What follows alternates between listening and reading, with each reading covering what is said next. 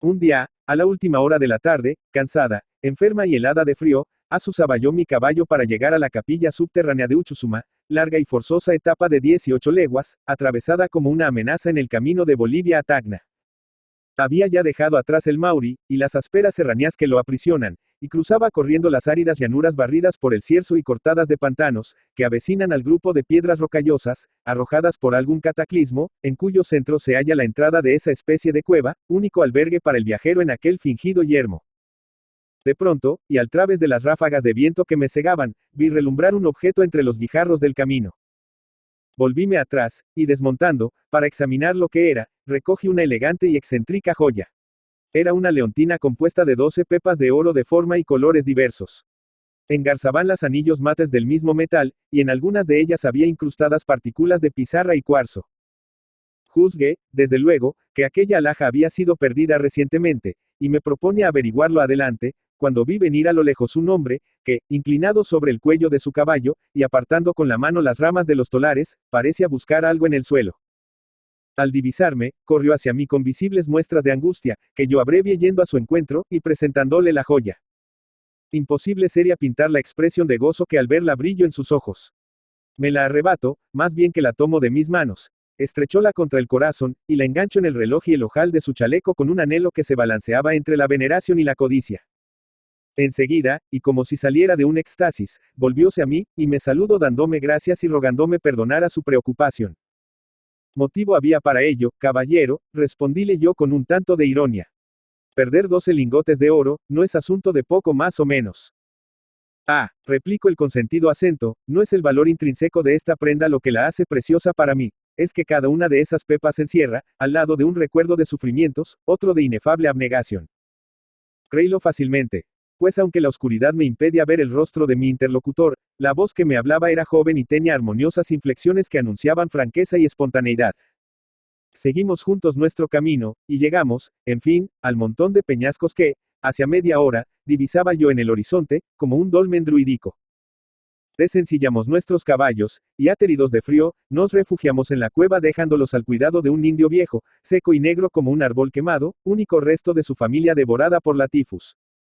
El desdichado se alzó de la piedra en que yacía, solo y acurrucado en la actitud de la momia, para entregarse con la diligente actividad de su raza, a los cuidados del hospedaje. Hizo beber a los caballos, dióles un pienso de cebada, y los cubrió con sus mantas, fue enseguida a recoger las ramas secas de la tola, encendió una fogata y concluyó trayéndonos luz y agua caliente. Pude, entonces echar una mirada sobre la persona de mi accidental compañero. Era un joven de abierta y simpática fisonomía.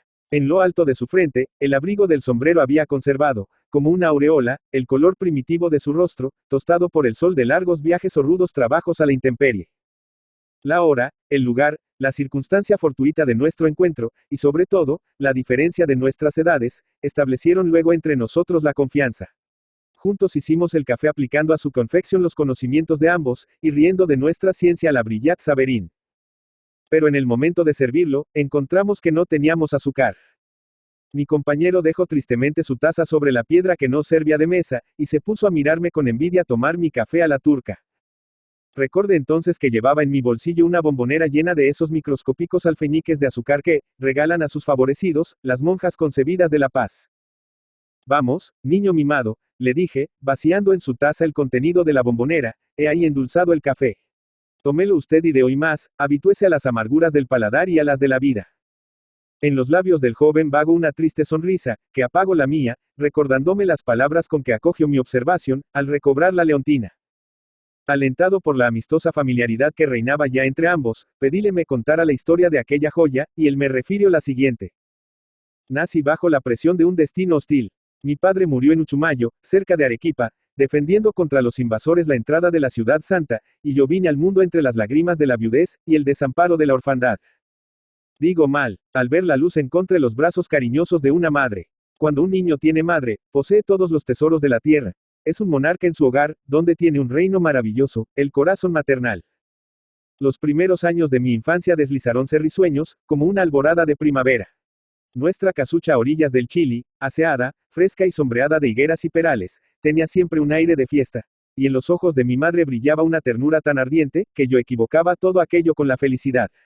Así, cuando había pasado el día jugando o leyendo al lado de mi madre, entre los tiestos de flores, mientras ella hacía encajes, sentada a su telar, y que al cerrar la noche me dormía en sus brazos al plácido murmullo del río, parecíame imposible una existencia más feliz que la nuestra.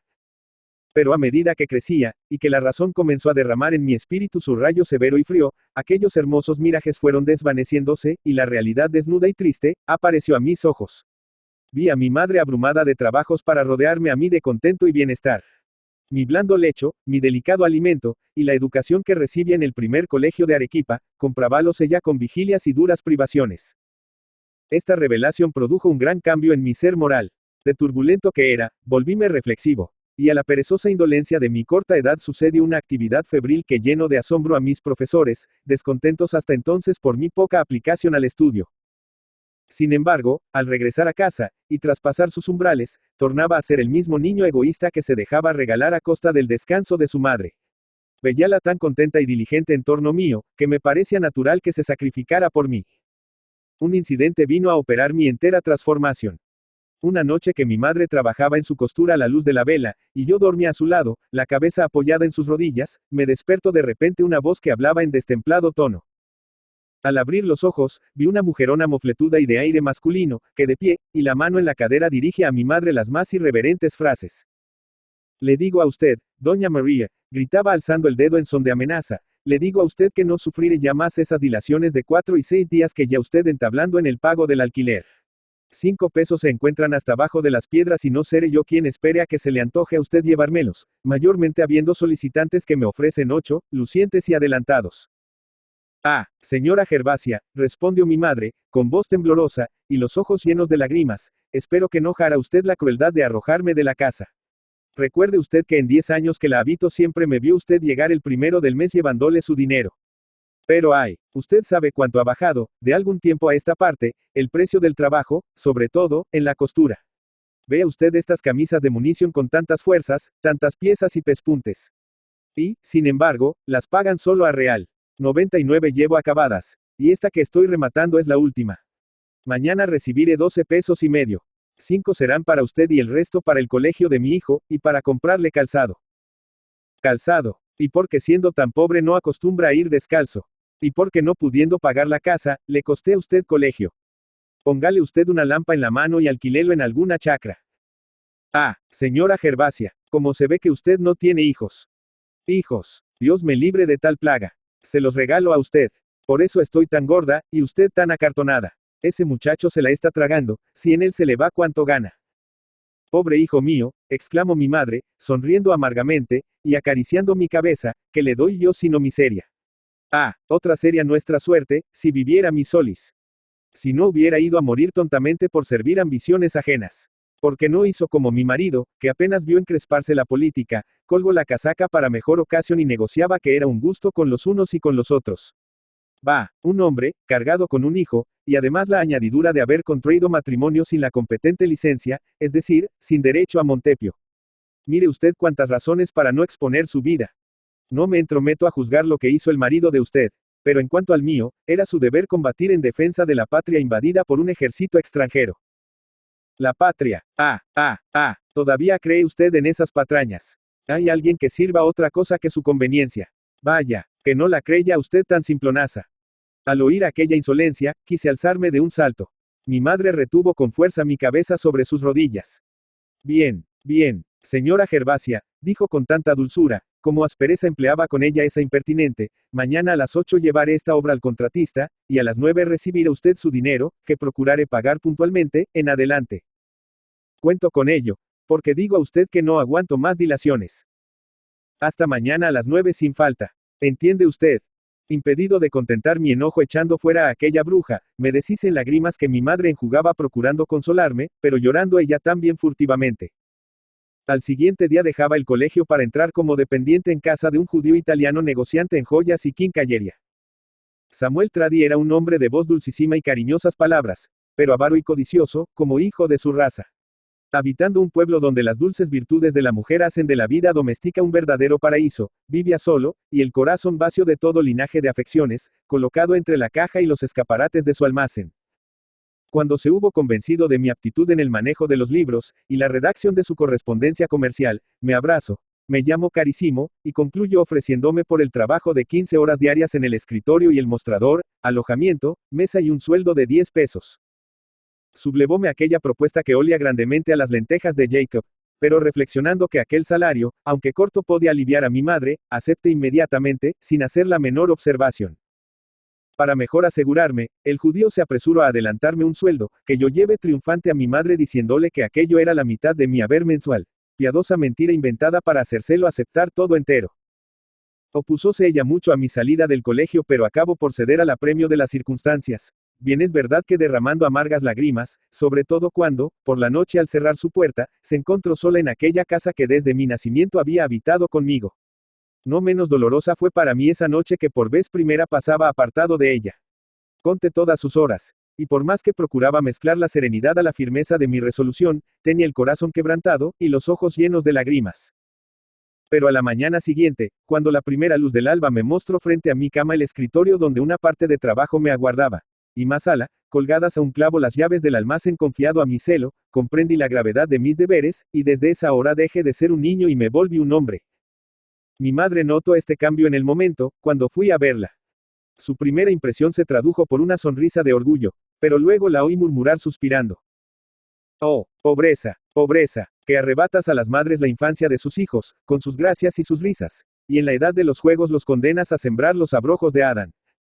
Sin embargo, ella y yo nos acostumbramos poco a poco a esa separación, compensada, por otra parte, en mucho con el doble gozo del domingo, que pasábamos juntos, desde las 6 de la mañana, hasta las 9 de la noche.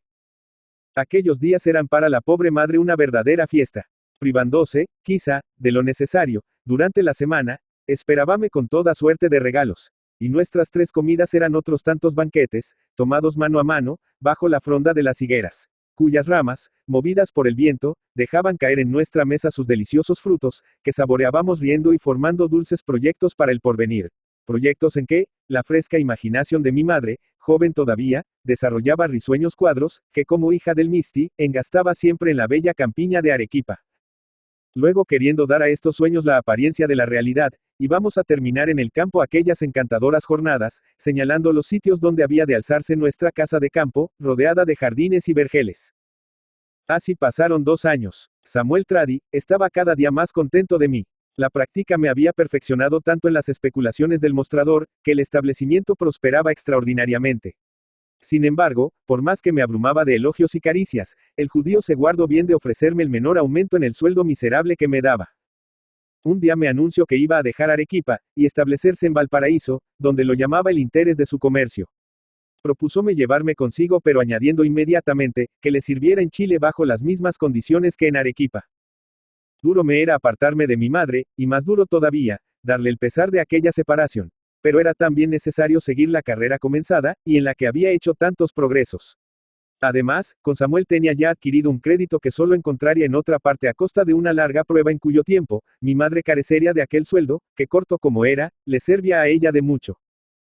Esta razón, más que todas las otras, me determinó a seguir al judío en su nueva fortuna.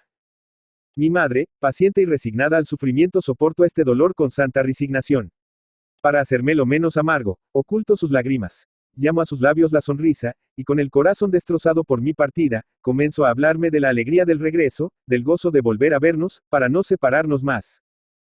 En cuanto a mí, su aparente serenidad, y la novedad de los preparativos del viaje distrajeron mi pena, de manera que el día de la separación, me hallaba casi contento. Salimos al oscurecer para atravesar en la noche el ardiente desierto que separa Arequipa de Islay. Para abreviar los adioses, Samuel me acompañó a despedirme de mi madre. Con gran sorpresa mía, no la encontramos en casa, y fuerza me fue seguir al judío que me arrancó de aquel umbral donde quería esperarla y tras del cual quedaba mi universo y mi felicidad. Entonces, solamente comencé a sentir cuánto dolor había de costarme vivir separado de mi madre. Si hubiese sido posible desligarme del compromiso contraído con el judío, de seguro me habría quedado. Partimos. Había anochecido, y la luna alumbraba con una luz triste las blancas bóvedas de la ciudad, cuyo aspecto oriental tenía en aquella hora, algo de fantástico, que aguzaba mi pena. No podía resignarme a partir sin haber visto a mi madre, y oraba en silencio, comprimiendo mis sollozos, mientras Samuel me exponía el programa de las operaciones comerciales que se propone a realizar en Chile, así como el cuadro de mis nuevos deberes como dependiente, en aquel mercado. y absorto en sus especulaciones de negociante, alejábase de aquella blanca ciudad que lo había albergado, y del majestuoso Misti y de la encantada campiña, sin darles ni una mirada, ni un recuerdo. Así dejarían sus padres la tierra de Canaán para acudir al olor de las cebollas de Egipto. Al volver un recodo del camino, divise una persona sentada, inmóvil sobre un ribazo. Era mi madre. Queriéndome evitar el dolor de la despedida en el hogar doméstico, había venido allí y me aguardaba llorando. Al acercarme, se levantó, seco sus lágrimas, y me abrazó procurando afirmar su voz para darme sus últimos consejos. Después me bendijo, y apartándose de mí, se puso de rodillas y oró, siguiéndome con los ojos, hasta que nos subimos internado en las tortuosas callejuelas de Yanaguara. A vueltas de mi pena, pensaba con extrañeza en el adiós lacónico que mi madre dio a Samuel, absteniéndose de recomendarle su hijo. Pobre madre, el tiempo me hizo ver que ella sabía cuán inútil era todo eso con aquella alma de piedra. Un mes más tarde, nos hallábamos establecidos en Valparaíso, y el almacén de Samuel Tradi gozaba de gran reputación. El hijo de Israel poseía por línea recta la ciencia de los negocios lucrativos. Sin descuidar en lo menor las valiosas especulaciones de la joyería, descendió al tráfico de víveres, compró un buque, y se dio al comercio de cabotaje asociado a un piloto, compatriota suyo, David Issacar, judío célebre, verdadera estampa de bandido, piel tostada, y ojos torvos de traidora mirada. Entre David y Samuel existían relaciones de larga data, interrumpidas en otra parte, y reanudadas un día, en un repentino encuentro sobre la playa de Valparaíso. Aquellos dos hombres, en apariencia tan diferentes, tenían sin embargo un punto de semejanza que constituye en ambos el fondo de su ser, la codicia. Pero a este sentimiento que, como todas las malas pasiones, debía separarlos mezclabase algo misterioso que los unía en lazo estrecho, y hacia una sola de esas dos existencias. Por aquel tiempo, como una ráfaga eléctrica, la noticia de los tesoros descubiertos en California recorrió el mundo en todos sentidos, y atrajo hacia aquel país maravilloso una peregrinación universal. Chile se despobló, y sus graneros se vaciaron, para ir a derramarse en esas auríferas playas abiertas a toda suerte de especulación. El minero, el agricultor, el mercader, el agiotista, el jugador, todos formaron allí su castillo aéreo, y corrieron a realizarlo. El Pacífico se cubrió de velas que de todos los puntos del globo llevaban su contingente de brazos para arrancar a aquella tierra el precioso metal que cobijaba. Supónese desde luego que Samuel Tradi había de ser uno de los primeros en acometer aquella empresa. En efecto, combinada en largas conferencias con Issacar, alistó su buque, cargólo de trigo, harinas y tasajo, embalo de su joyería lo más valioso, y traspasó el resto de su almacén. Organizó enseguida un cuerpo de trabajadores niños todos más o menos que yo, los tomados entre las clases menesterosas. Embarcó, inmediatamente, y desde esa hora, apoderándose de ellos, los empleó en los trabajos de a bordo. Entonces vino a mí con semblante cariñoso, Andresino mío, me dijo, acariciando mi mejilla, por supuesto, tú vendrás conmigo. ¿Cómo había yo de dejarte, ahora que se trata de recoger millones en aquella región del oro? Y mi madre, pensé yo. Pero la novedad de lo desconocido me sedujo con sus nebulosas lontananzas, y sin formular condición alguna me decidí a seguir al judío a California, como lo había seguido a Chile. Escribí a mi madre dándole razones que pudieran hacerla aceptar ese ensanche inmenso en el espacio que nos separaba, y pocas horas después dejábamos la rada de Valparaíso y nos hacíamos a la mar. Sentado en la popa del Luján, nombre de nuestro bergantín, y rodeado de los infantiles trabajadores de Samuel, miraba alejarse el puerto con sus verdes cerros sembrados de kioscos y risueños jardines. Cuando hubo desaparecido la última cima y que el azul del cielo se juntó con el azul del océano, los pobres chicos se echaron a llorar. Al ver sus harapos, conocíase que casi todos eran huérfanos, que nada dejaban sino miseria. No obstante, dejaban el calor del suelo natal, las caricias del ambiente y los echaban de menos. Debiendo completar nuestra carga en el Callao, hicimos escala en ese puerto. Entonces conocimos la hermosa Lima, sentada en un oasis sobre abrasados cereales. Todavía el gas y el vapor no habían ido a quitarle las emociones del carrizal y la perfumada sombra de sus noches. Aún podía llamarse la ciudad del enamorado Amat y de la linda Perrichole. Allí también, como en Chile, la fiebre del oro se había apoderado de las cabezas. Millares de hombres, arrancándose a sus hogares, a su familia, partían diariamente bajo toda suerte de condición, en los buques que a toda hora zarpaban del Callao con destino a California. Nosotros tuvimos 2 pasajeros. Cuando aparejábamos para proseguir nuestra marcha, presentóse un joven solicitando embarcarse con su hermana. Pagó el pasaje de esta y él se contrató como marinero, habiendo previamente manifestado a Daniel, que mandaba el buque, sus aptitudes como hombre de mar. Alejandro S. era un oficial de marina separado de nuestra escuadra por las vicisitudes de la política. Pobre y sin tener a quien confiar aquella niña, su única familia, llevábale consigo, al ir en busca de una fortuna que le negaba su patria. Animoso y estoico en el infortunio, resignóse a su nueva posición, cual si nunca hubiera hecho otra cosa que tirar cable y remendar velas. En cuanto a su hermana, nunca vi una criatura tan preciosa. Verdadero tipo de limeña, todo en ella era gracia y belleza, desde su larga cabellera hasta su pulido pie. Su nombre, Estela, iba escrito en sus admirables ojos negros, cuya mirada a la vez casta y voluptuosa, tenía un fulgor, que a mí, niño, me hacía soñar con el cielo, pero que en corazones viriles debía encender pasiones violentas y terribles. Desde la primera vista, una tierna simpatía nos llevó el uno hacia el otro, y en mi corazón comenzó a palpitar un sentimiento ignorado, el amor fraternal, bálsamo suave, que ensanchó mi alma, comprimida al frío contacto del egoísmo y la avaricia. Respirando ambos la celeste atmósfera de la infancia, nos amamos como se amarían dos tortolas peregrinas, como se amaran dos ángeles perdidos en el espacio. Siempre juntos en nuestros paseos, en nuestras lecturas, en nuestras plegarias, parecíanos imposible poder vivir de otro modo. Nuestras pláticas no tenían fin. Ella me hablaba de su madre muerta, yo de la mía ausente. A los recuerdos severos de mi infancia, devorado por el estudio y el trabajo, mezclaba ella las risueñas memorias de la suya, transcurrida entre alegres juegos cruzando los jardines floridos del Rímac. En nuestras dos existencias, confundidas así, en el pasado y el presente, aquello que el uno conocía venía a suplir lo que el otro ignoraba. Yo tenía más que Estela, la ciencia de los libros, ella más que yo, la ciencia de la vida. Yo le demostraba en qué latitud vagábamos, guiando, su mirada sobre los paralelos de la carta. Ella me enseñaba a conocer los sordidos instintos de Samuel y de David en el acento de su voz, y en la expresión de su semblante. Alejandro S. acogió con benevolencia este afecto que lo reemplazaba a él en el cuidado de su hermana, permitiéndole entregarse sin zozobra a los deberes de su cargo. En efecto, desde el primer día de nuestro conocimiento, me declaré el caballero sirviente de Estela. La cedí mi camarote, servíale en la mesa, y contrariando la ruin cicateria de los judíos rodeábala de todo el bienestar que podía procurarse a bordo. Coloqué para ella mulidos asientos sobre cubierta, y allí pasábamos largas veladas en dulce contemplación, siguiendo con los ojos el curso de las estrellas, y las fosforescentes olas del océano. Perdón, estoy abusando de la atención de usted con estos detalles pueriles. Ah, me es tan grato detener la mente en esos recuerdos, que han dejado una huella luminosa en mi existencia. Una avería en el timón, nos obligó a hacer rumbo a Panamá y detenernos allí 2 días para repararla.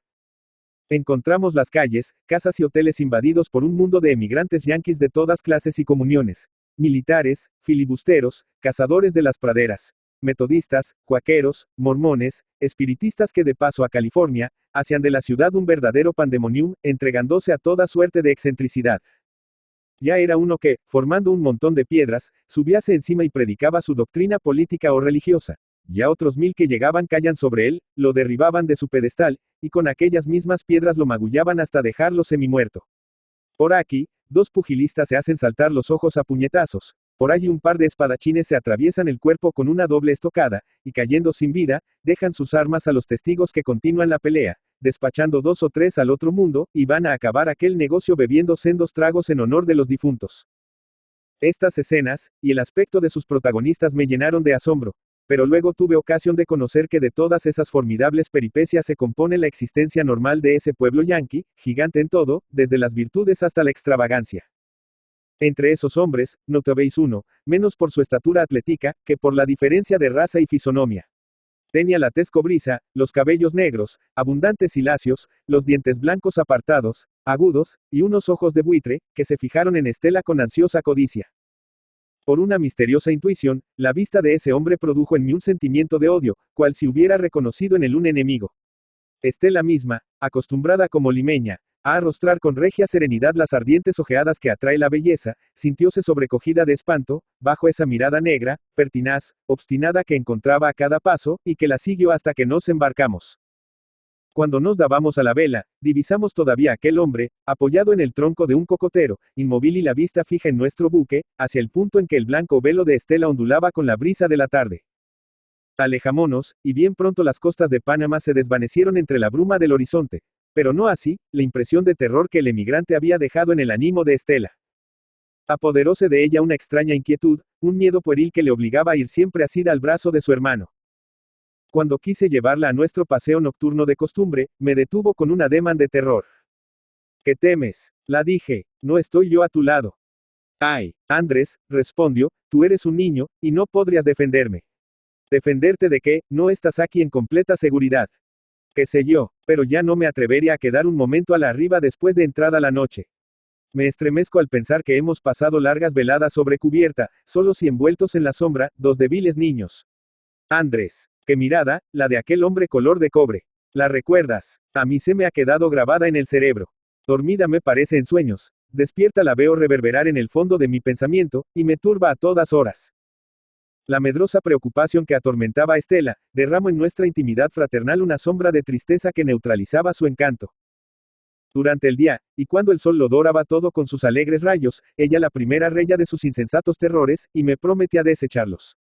Pero desde que calla la tarde y que la sombra de nuestras velas se extendía en largas siluetas sobre el azul oscuro del mar, el gozo de Estela se desvanecia.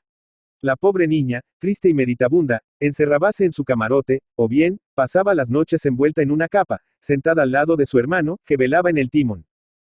Alejandro se apercibió del sombrío humor de su compañera, y quiso averiguar la causa. Pero ella le ocultó obstinadamente, y usando de la influencia que ejercía en mí, impusóme igual silencio. La travesía, que hasta entonces fue para mí una serie de días deliciosos, volvióseme tediosa, insoportable, y aun a precio del dolor de alejarme de Estela. Anhelaba el término del viaje, que debía separarnos, en la esperanza de que el cambio de atmósfera, y la vista de nuevos objetos, disiparía el extraño pavor que le aquejaba. En fin, al amanecer una mañana de mayo vimos alzarse en el horizonte una selva de mástiles, sobre la que flotaban las banderas de todas las naciones. Era la bahía de San Francisco. Habíamos llegado a California, esa tierra, objeto de tantos dorados ensueños. Al echar el ancla entre aquella innumerable multitud de naves, notamos que la mayor parte de ellas estaban desiertas y abandonadas. Como esos navios fantásticos de los cuentos orientales, balanceabanse sobre sus anclas coquetamente empavesadas, pero silenciosas y solitarias. Muy luego, a nuestro mismo bordo tuvimos la solución de aquel extraño enigma.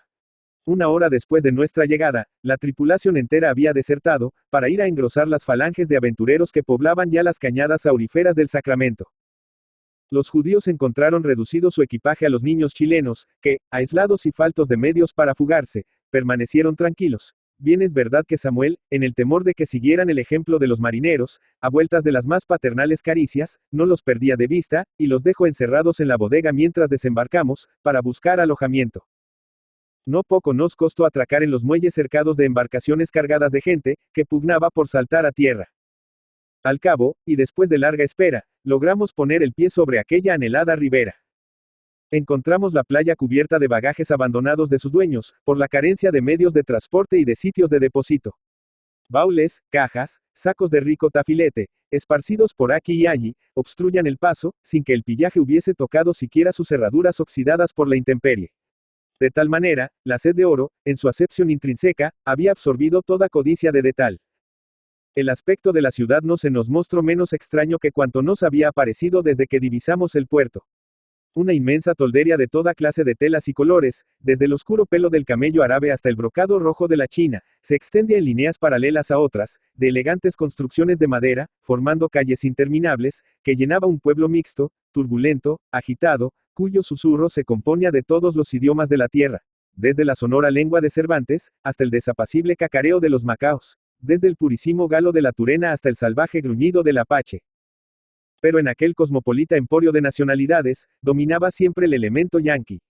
Yanquis eran las posadas, yanquis los teatros, yanqui la única institución que daba una sombra de garantía a la propiedad y a la vida de los individuos, en aquel formidable choque de personalidades y de intereses contrarios.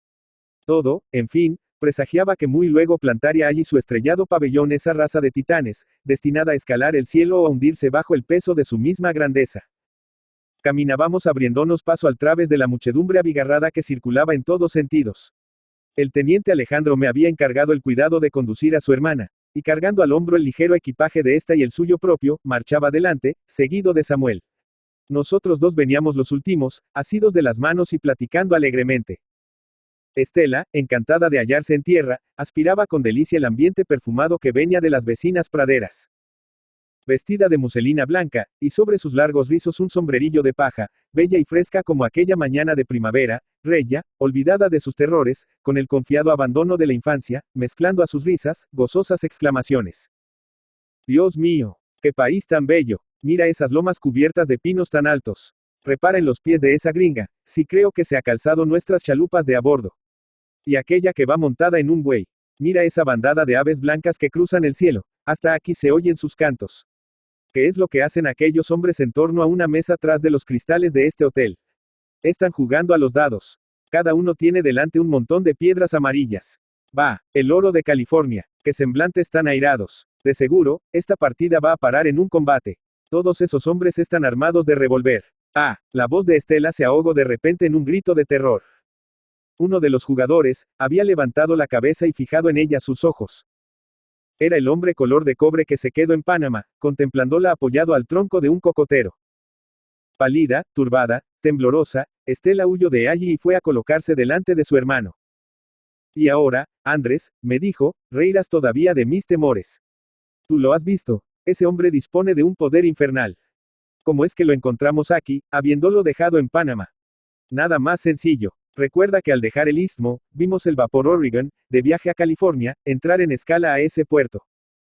Pero estas razones, si fueron parte a ahuyentar del ánimo de Estela las ideas supersticiosas, nada pudieron contra el espanto que se había apoderado de ella a la vista del emigrante.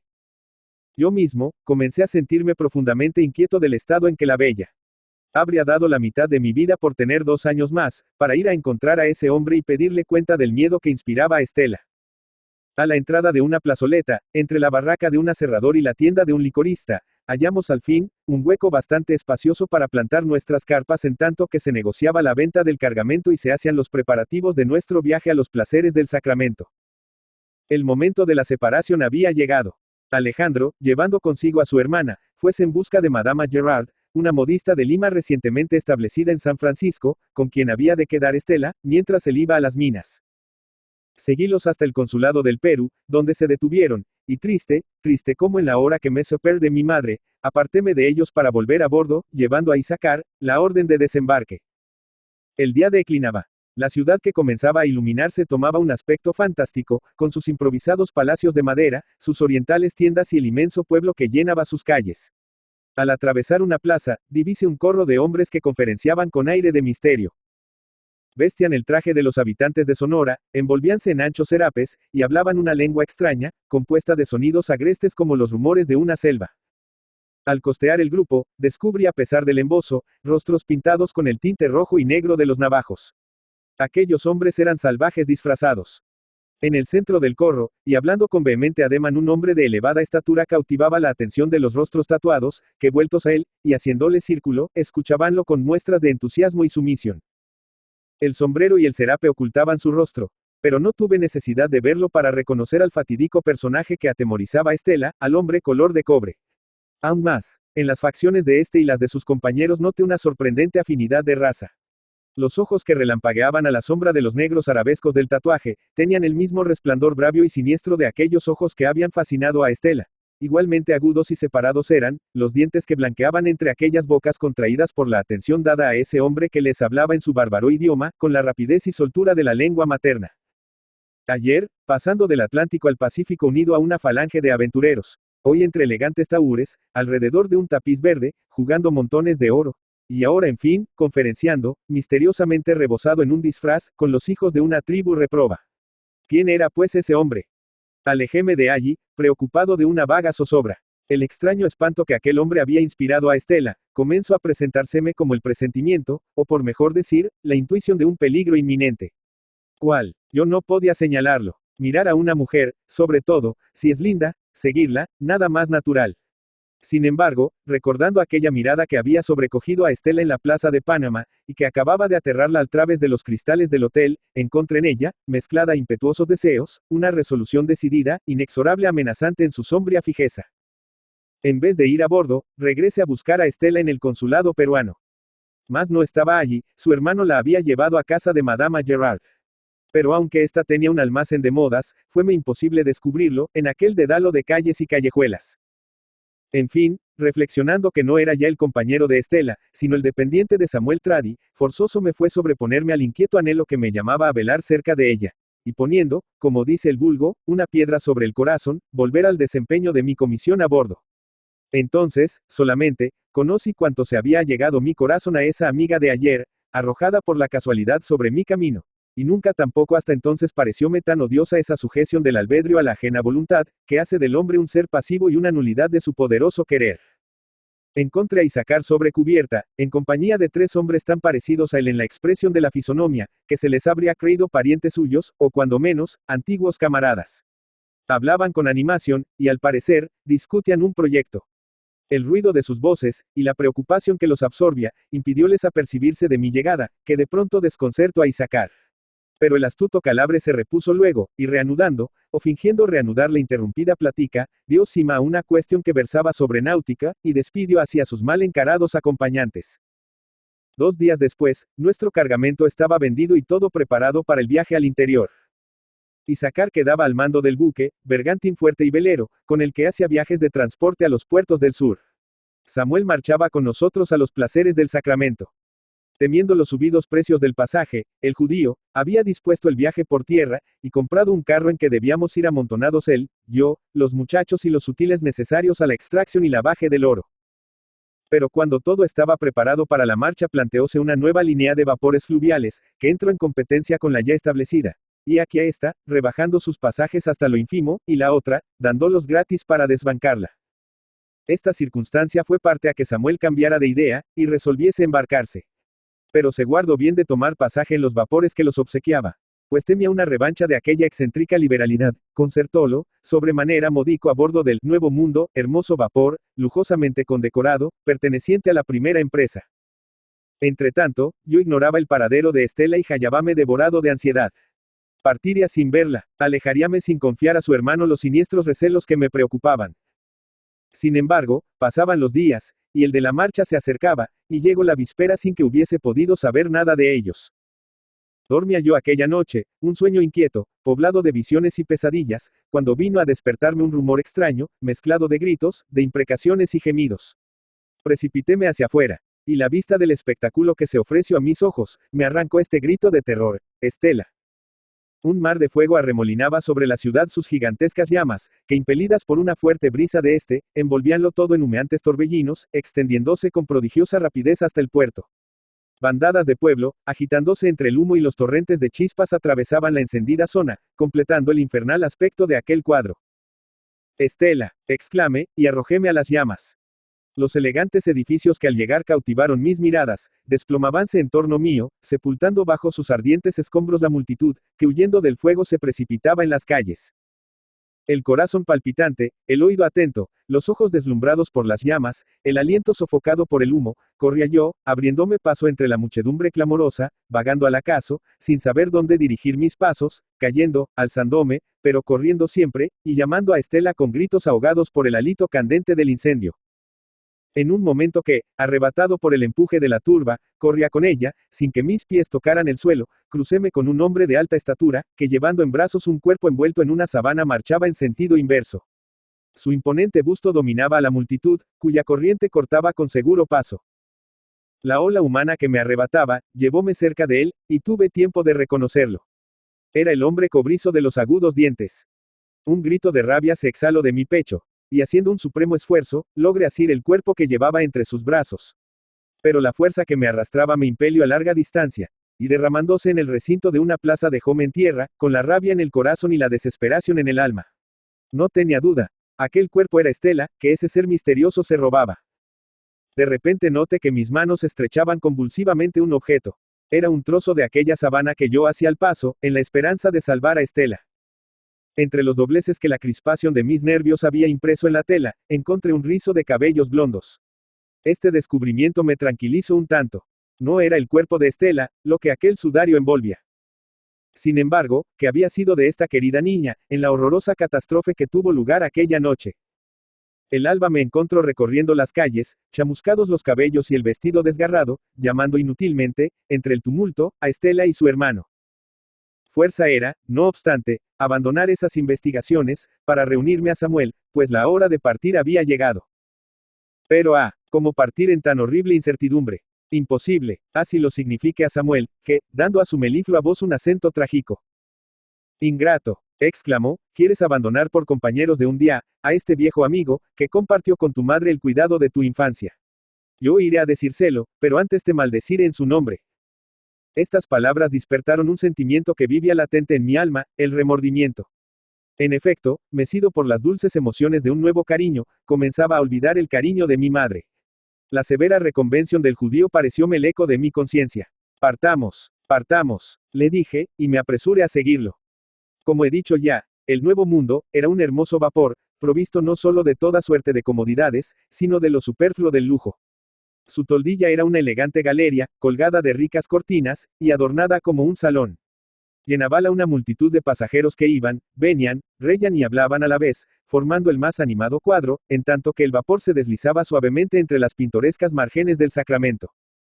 Recostado en la borda, cubierta de floridos tiestos, contemplaba yo tristemente la ciudad, que se destacaba a lo lejos como un miraje sobre el azul del océano. Estela, murmuraba suspirando. Una mano se posó en mi hombro. Volvíme y di un grito de gozo. Era ella. Abrazámonos como quienes vuelven a verse, pasado un gran peligro. Cuando la emoción me permitió hablar. ¿Cómo es que te hallas aquí?, la dije, después de haberte buscado tanto, inútilmente. Mi hermano está empleado a bordo, respondió ella. En cuanto al motivo que me ha hecho dejar la casa de Madama Girardi. Andrés. Siempre el hombre color de cobre. Siempre ese fantasma amenazador que me sigue a todas partes. Ah, tú no sabes lo que anoche aconteció. Figúrate que dormíamos, Emilia Gerard y yo en un cuartito separado del de Madama Gerard por un tabique de lienzo y por otro de tabla de la casa vecina por donde principió el fuego. Despiertóme, sofocado el aliento por una atmósfera densa y saturada de un fuerte olor de alquitrán. Casi al mismo tiempo, un resplandor rojizo iluminó el cuarto, y torrentes de humo se introdujeron por los intersticios de las tablas. Iba a despertar a Emilia, cuando de súbito, un golpe, asestado sin duda con una masa, hundió el tabique, y en un fondo de llamas vi dibujarse una figura colosal, que asomó la cabeza, haciendo blanquear a la luz de las llamas unos dientes agudos como los de un perro. Era el hombre color de cobre. Apenas tuve tiempo para deslizarme debajo de la cama. Muy luego sentí sus pasos en el cuarto. Yerta de terror, no me atrevía a respirar. Y Emilia dormía siempre. El hombre cobrizo palpó mi cama. La encontró vacía y dirigiéndose donde dormía Emilia, levantóla en sus brazos, y saliendo por la brecha practicada en el tabique envuelto ya en las llamas, traspusólo y desapareció. Al sentirse asida, Emilia dio un grito que despertó a su madre, pero cuando ésta acudió encontró el cuarto vacío e incendiado por las llamas. Su hija había desaparecido, y yo oculta debajo de la cama estaba desmayada. Los gritos de la pobre madre me despertaron del profundo desvanecimiento en que yacía. Era tiempo, las llamas iban ya a consumirlo todo. En ese momento, mi hermano y el cónsul del Perú llegaron trayendo a Emilia, a quien encontraron sola entre la multitud. Al sentirse arrebatada de su cama en medio del sueño, la pobre niña perdió el conocimiento. Vuelta en sí a impulsos de su mismo terror, dio gritos llamándome en su auxilio. Pero al escuchar el nombre que Emilia invocaba, su raptor la puso bruscamente en tierra. Miróla con unos ojos que la hicieron estremecer y se alejó, perdiéndose entre la multitud. El establecimiento de Madama Gerard ha sido devorado por el fuego. Felizmente, su hijo ha llegado de las minas trayendo consigo 1.000.000, y van a regresar a Francia. Me habría muerto de pesar si hubiera ocasionado su ruina. Porque estoy persuadida que ese hombre es el autor del incendio. Juzga si debo apartarme un punto de mi hermano. Ocultándole mis terrores y la persecución de ese hombre, para evitar un conflicto, he obtenido de él que me lleve consigo. Andrés, hermano mío, quédate con nosotros. Harto la anhela el corazón, la dije, tú lo sabes bien. Pero el deber me llama lejos de ti. Samuel confía en mí para realizar sus proyectos. Ese avaro te sacrificara. Es capaz el de buena fe con nadie. Cortaría las alas a su mismo ángel de guarda, por vender sus blancas plumas. Ah, y por este descreído nos quieres abandonar. Esto, y aún más, me decía a mí el corazón. Pero Samuel había invocado un nombre que desarrollaba en el recuerdo una encantada lontananza, y la casita de las orillas del Chile, y su solitaria habitante me aparecían llamándome, y echándome en cara mi ingrato olvido. Estela comprendió lo que pasaba en mi alma y no insistió más. Apoyados en la borda, el uno al lado del otro, sobre nuestra cabeza el cielo estrellado y a nuestros pies la rizada corriente, gozosos de hallarnos reunidos cuando menos lo esperábamos, bogando, sobre un palacio de hadas, en un magnífico río, encerrado entre floridas praderas, volvimos a ser los niños alegres de antes. Nuestra separación, el incendio y sus horribles peripecias, y hasta el recuerdo del ser extraño, cuya obsesión atormentaba a Estela, se borraron de nuestra mente, para dar lugar a las plácidas imágenes con que la dicha acaricia a sus elegidos. Habíase iluminado la galería con vistosas lámparas, y presentaba un aspecto animado y pintoresco. Estela y yo, asidos de las manos recorríamosla, inspeccionando los heterogéneos grupos que la llenaban. Aquí un corro de fumadores, yanquis, estirados en mulidos sillones, y los pies sobre una mesa, enviaban al aire en perfumadas espirales el humo de sus habanos. Allí, sobre los cojines de un diván, un congreso femenino discute a media voz, sobre modas y saraos. Más ala, en medio de un círculo de curiosos, sosteníase con encarnizamiento una partida de ajedrez. Más lejos, aún, el ruido fatídico del cubilete, agitado por manos calenturientas, anunciaba el juego supremo, el terrible monte. Detuvimos a contemplar este grupo. Componíanlo, el capitán del vapor, 2 canadienses y un mexicano. El juego se hallaba fuertemente interesado, y mediaban crecidas puestas. Muy luego, la suerte se inclinó con un favor obstinado del lado del capitán y de uno de los canadienses, a cuyas manos fue a parar todo el oro de la mesa. El mexicano se levantó al parecer sofocado por una violenta emoción. Pidió permiso para ir un momento a tomar el aire, y se alejó. En ese momento trajeron té, y hubo un corto receso. A poco, volvió el mexicano. Habíase tranquilizado, y con las manos cruzadas a la espalda miraba fijamente los dados, arrojados sobre el tapiz. Capitán, dijo, volviéndose a deme usted un gusto. No tiene usted sino pedir. Permítame usted besar estos dados, que tanto oro me han quitado. Dueño es usted de hacerlo. Entonces, cruzado de brazos como se hallaba, el mexicano, inclinándose hasta tocar con el labio los dados, besólos con gravedad cómica. Todos, hasta el otro perdido, se rieron de aquella excentricidad. Pero el mexicano, imperturbablemente serio, fue a sentarse al lado de Pues, señor, dijo, marcando con lentitud cada una de sus palabras, no siento perder mi dinero, sino perderlo, ganado con dados falsos. Falsos, exclamó indignado el capitán, arrojando su taza. ¿Quién osa dudar de mí? Los dados son míos, y yo los declaro buenos. Y bien, replicó el mexicano en son de burla, si tal convicción asiste a usted, nada más fácil que partirlos. Un cuchillo, gritó el capitán, pero, ten entendido, infame calumniador, que su segunda función será cortarte la lengua. Traído el cuchillo, cogiólo el capitán, y del primer machetazo dividió un dado en 2 partes, que mostraron su diámetro de marfil limpio de toda culpa. El capitán asestó un golpe al otro dado, pero el cuchillo se le cayó de la mano. El dado estaba relleno de azogue. Infamia, exclamó el capitán, pálido de rabia. ¿Cómo han podido hacerme este cambio? Mis dados estaban guardados bajo esta llave. Y mostró una que llevaba entre los sellos del reloj. Pero Estela, cuyos ojos eran tan despabilados como bellos, había visto que el mexicano, en vez de besar el dado, lo engullía, dejando otro en lugar suyo. El capitán devolvió las sumas que había ganado, y en un arrebato de caballeresca indignación, arrojó al agua el dinero con que entrara en juego. Era un yanqui en toda la espléndida acepción de esta palabra, extremado en todo, esencialmente en lo que mira al honor. Con él viajaba su hija, una lindísima joven, que desde la primera vista se aficionó tiernamente de Estela, quien no menos se prendó de la graciosa yanquecita. Entre este doble cariño, mediaba una dificultad. Ninguna de las dos sabía la lengua de la otra. Pero sus ojos, negros y azules, hablaban el mismo idioma de sonrisas, y se comprendían a maravilla. En ese momento, las señoras del diván se cansaron de charlar, y se acercaron al piano. Una de ellas, preludiando con un diestro arpegio, tocó el valse La Festa del 4º acto de Hernani. Al escuchar aquella música, de tan profundo efecto para los oídos americanos, las 2 amigas se miraron sonriendo, ambas se habían adivinado.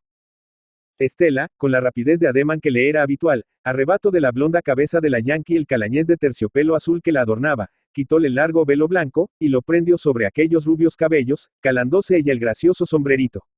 Luego, puso el brazo de su amiga sobre el suyo, y dando a su actitud un aire teatral de cortesana galantería, adelantóse con ella al centro del círculo. Su llegada produjo un grande entusiasmo. Las señoras despejaron, y retirándose entre las columnas de la galería, entonaron el canto lejano de los coros. La pianista, encantada de aquella feliz ocurrencia que le permite lucirse en su acompañamiento, comenzó su ejecución. Cesari, y Suoni. Canto Estela, en un contralto admirable. E come gliastri, Elvira mía. Sorrider sembrano al felice Imene. Continúa arrebatando de entusiasmo al auditorio. Cosi brillar de ali. Respondió el soprano dulcísimo de la joven yanqui. Imposible sería pintar el mágico efecto producido por ese canto, que se elevaba en medio de la noche mezclándose al murmullo de la corriente y al rumor de los vecinos bosques, a favor del silencio con que se le escuchaba. Pasada la primera emoción, numerosos bravos estallaron en toda la extensión de la galería, en tanto que el acompañamiento ejecutaba el ritornello. Sí, sí, per sempre tuo. Canto, en fin, Estela. Y uniéndose las 2 voces, entonaron el dúo, fino al suspiro extremo. Terminando con la terrible imprecación. Maledizione di Dio. Y uniendo a la voz el ademán, Estela tendió la mano hacia el vacío, y canto. Non vedi, Elvira, un infernal sogigno. Pero de súbito, le vimos palidecer, dar un grito y caer sin sentido. Mientras los pasajeros del Nuevo Mundo, atraídos por las melodías de Verdi, escuchaban a las jóvenes dilettanti, un vapor de la nueva línea, forzando sus máquinas para adelantársele, pasó pegándose tan cerca a sus costados, que uno de sus pasajeros dio un salto y se trasbordó. Era el hombre color de cobre, que apareció de repente a Estela, como el fatídico enmascarado del drama. He ahí Falcán del filibustero, dijo al verlo, un viejo marinero. ¿Qué? Si es Morder Ojo de Azor, replicó el cazador de panteras.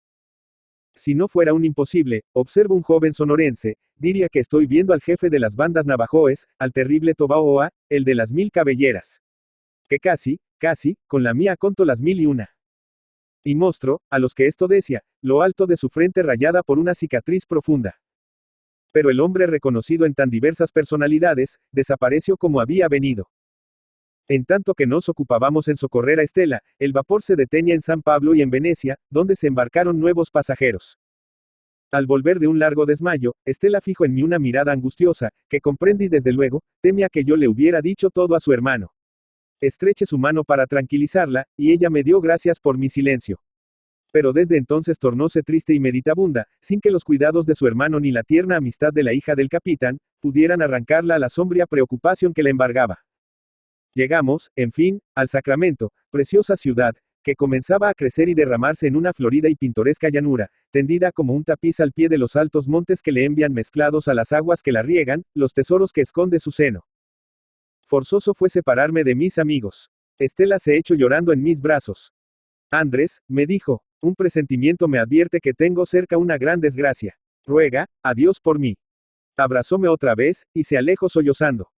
En tanto que mi joven compañero me refería sus recuerdos, la capilla subterránea había recibido nuevos huéspedes. 2 mineros de Corocoro, y un barítono italiano, cargados de sus sacos de noche y las caronas de sus cabalgaduras, colaronse dentro, formaron de todo ello una especie de diván, y cómodamente arrellenados, fumando sus cigarros, escuchaban ellos también, con profundo interés aquella historia. Sin embargo, el narrador, absorto en las visiones del pasado, ni siquiera se apercibió de aquel aumento de auditorio. Pocos días después, continuó, nos hallábamos a orillas del río Americano, haciendo parte de un pueblo extraño, hosco, taciturno, haraposo, diseminado entre las quiebras pizarrosas de aquellas márgenes, y excavándolas con febril actividad. Dividíase en 2 campos, formados por nacionalidades recíprocamente hostiles. Era el uno el campo de los chilenos, el otro era el de los yanquis. Sangrientos combates habían ya tenido lugar antes de nuestra llegada. Combates cuyas funestas consecuencias señalaban numerosas cruces plantadas sobre montículos de tierra al borde de los senderos.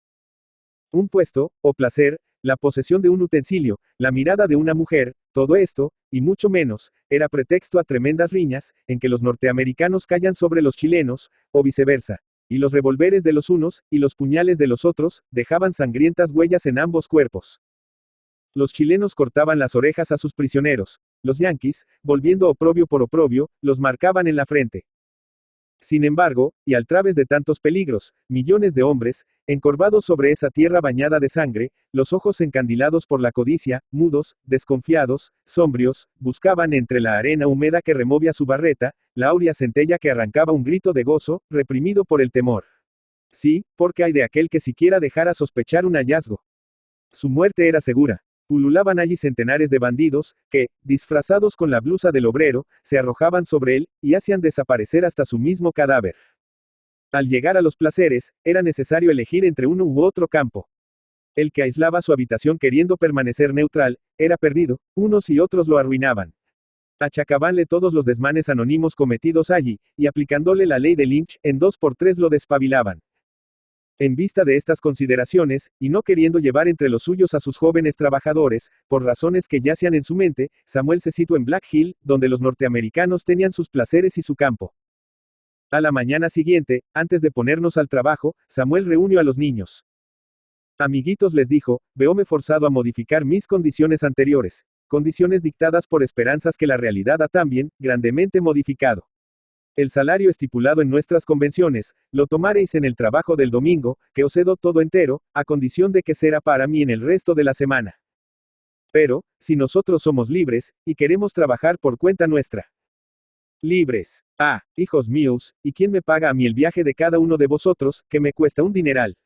Libres. Nadie lo es en este mundo, en donde, más o menos, todos dependemos los unos de los otros. Por lo demás, nada tendréis que echar de menos. Estaréis bien alimentados, cómodamente alojados, vigilados, para apartaros de las malas compañías, y sobre todo, queridos. Los pobres muchachos agacharon la cabeza. En cuanto a ti, mi Andresino, en cuanto a ti es diferente. Miróte como hijo mío, y no es natural que el hijo trabaje para su padre, restricción ni interés. Y mi madre, dije yo, profundamente inquieto por el sesgo que el judío daba a sus palabras. Tu madre, no sabes pues, cuántos recursos tiene a su disposición aquella excelente señora. En primer lugar su amor al trabajo, la actividad y fortaleza de su ánimo, y más que todo, su sobriedad. ¿Para qué quiere ella nada? ¿Cómo ha de carecer mi madre del sueldo que debo ganar para ella? Consagrale el trabajo del domingo. Tu religión, menos severa que la mía, no lo proscribe del día del Señor.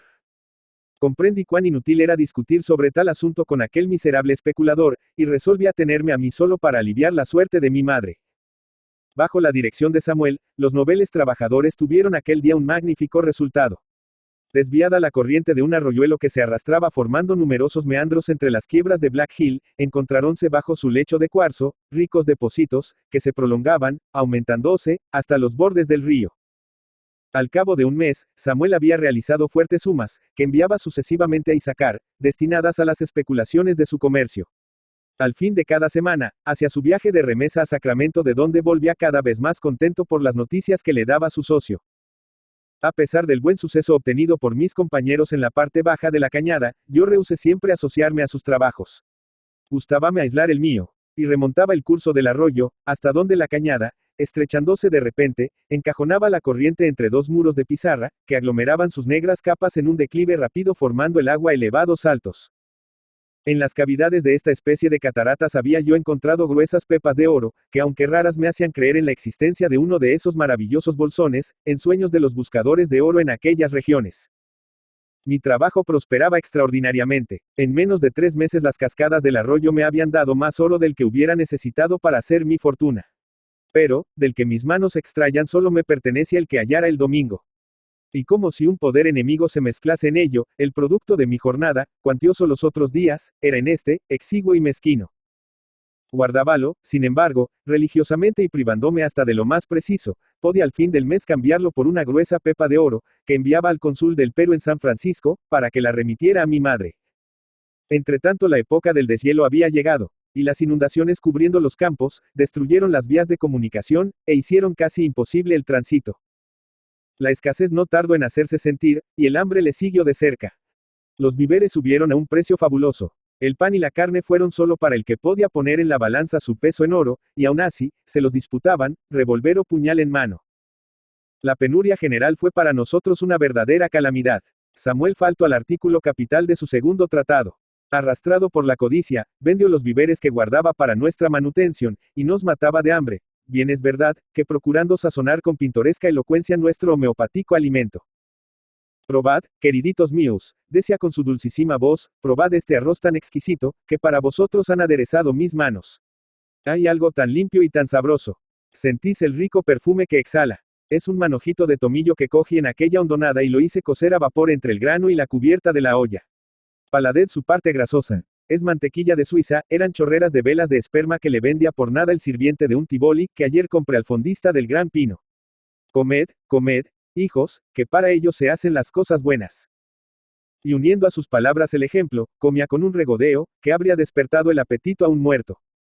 Sin embargo, al cabo de 15 días de aquel régimen cenobítico, Samuel y yo nos habíamos quedado solos en Black Hill. Los muchachos habían desertado, uno, tras otro al campo de sus compatriotas. El judío deploraba aquella deserción con apasionadas palabras. Ingratos, decía, criaturas hechas para mal. Preferir a la amorosa blandura de mi trato, la compañía de esos desalmados. Oh, recoged, educad, habituaos a seres, que os abandonarán el mejor día, dejándoos una herida en el corazón. Sin embargo, aquellos niños le habían dado en un trabajo de 4 meses, cantidades inmensas de oro, que elevaban muy alto la cifra de su fortuna. Samuel imitó mi ejemplo, y llevó su trabajo a la angostura del arroyo.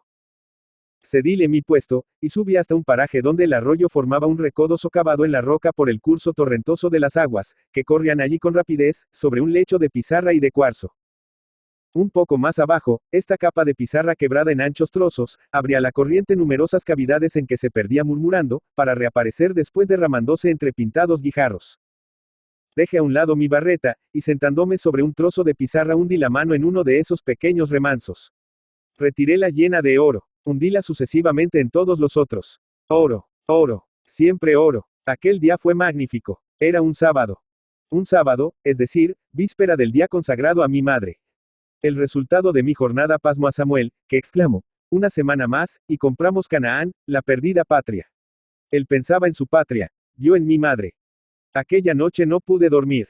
Las rientes visiones de una felicidad próxima, revoloteaban en torno mío, tendiéndome los brazos y señalándome la luz del nuevo día, que iba a realizarla.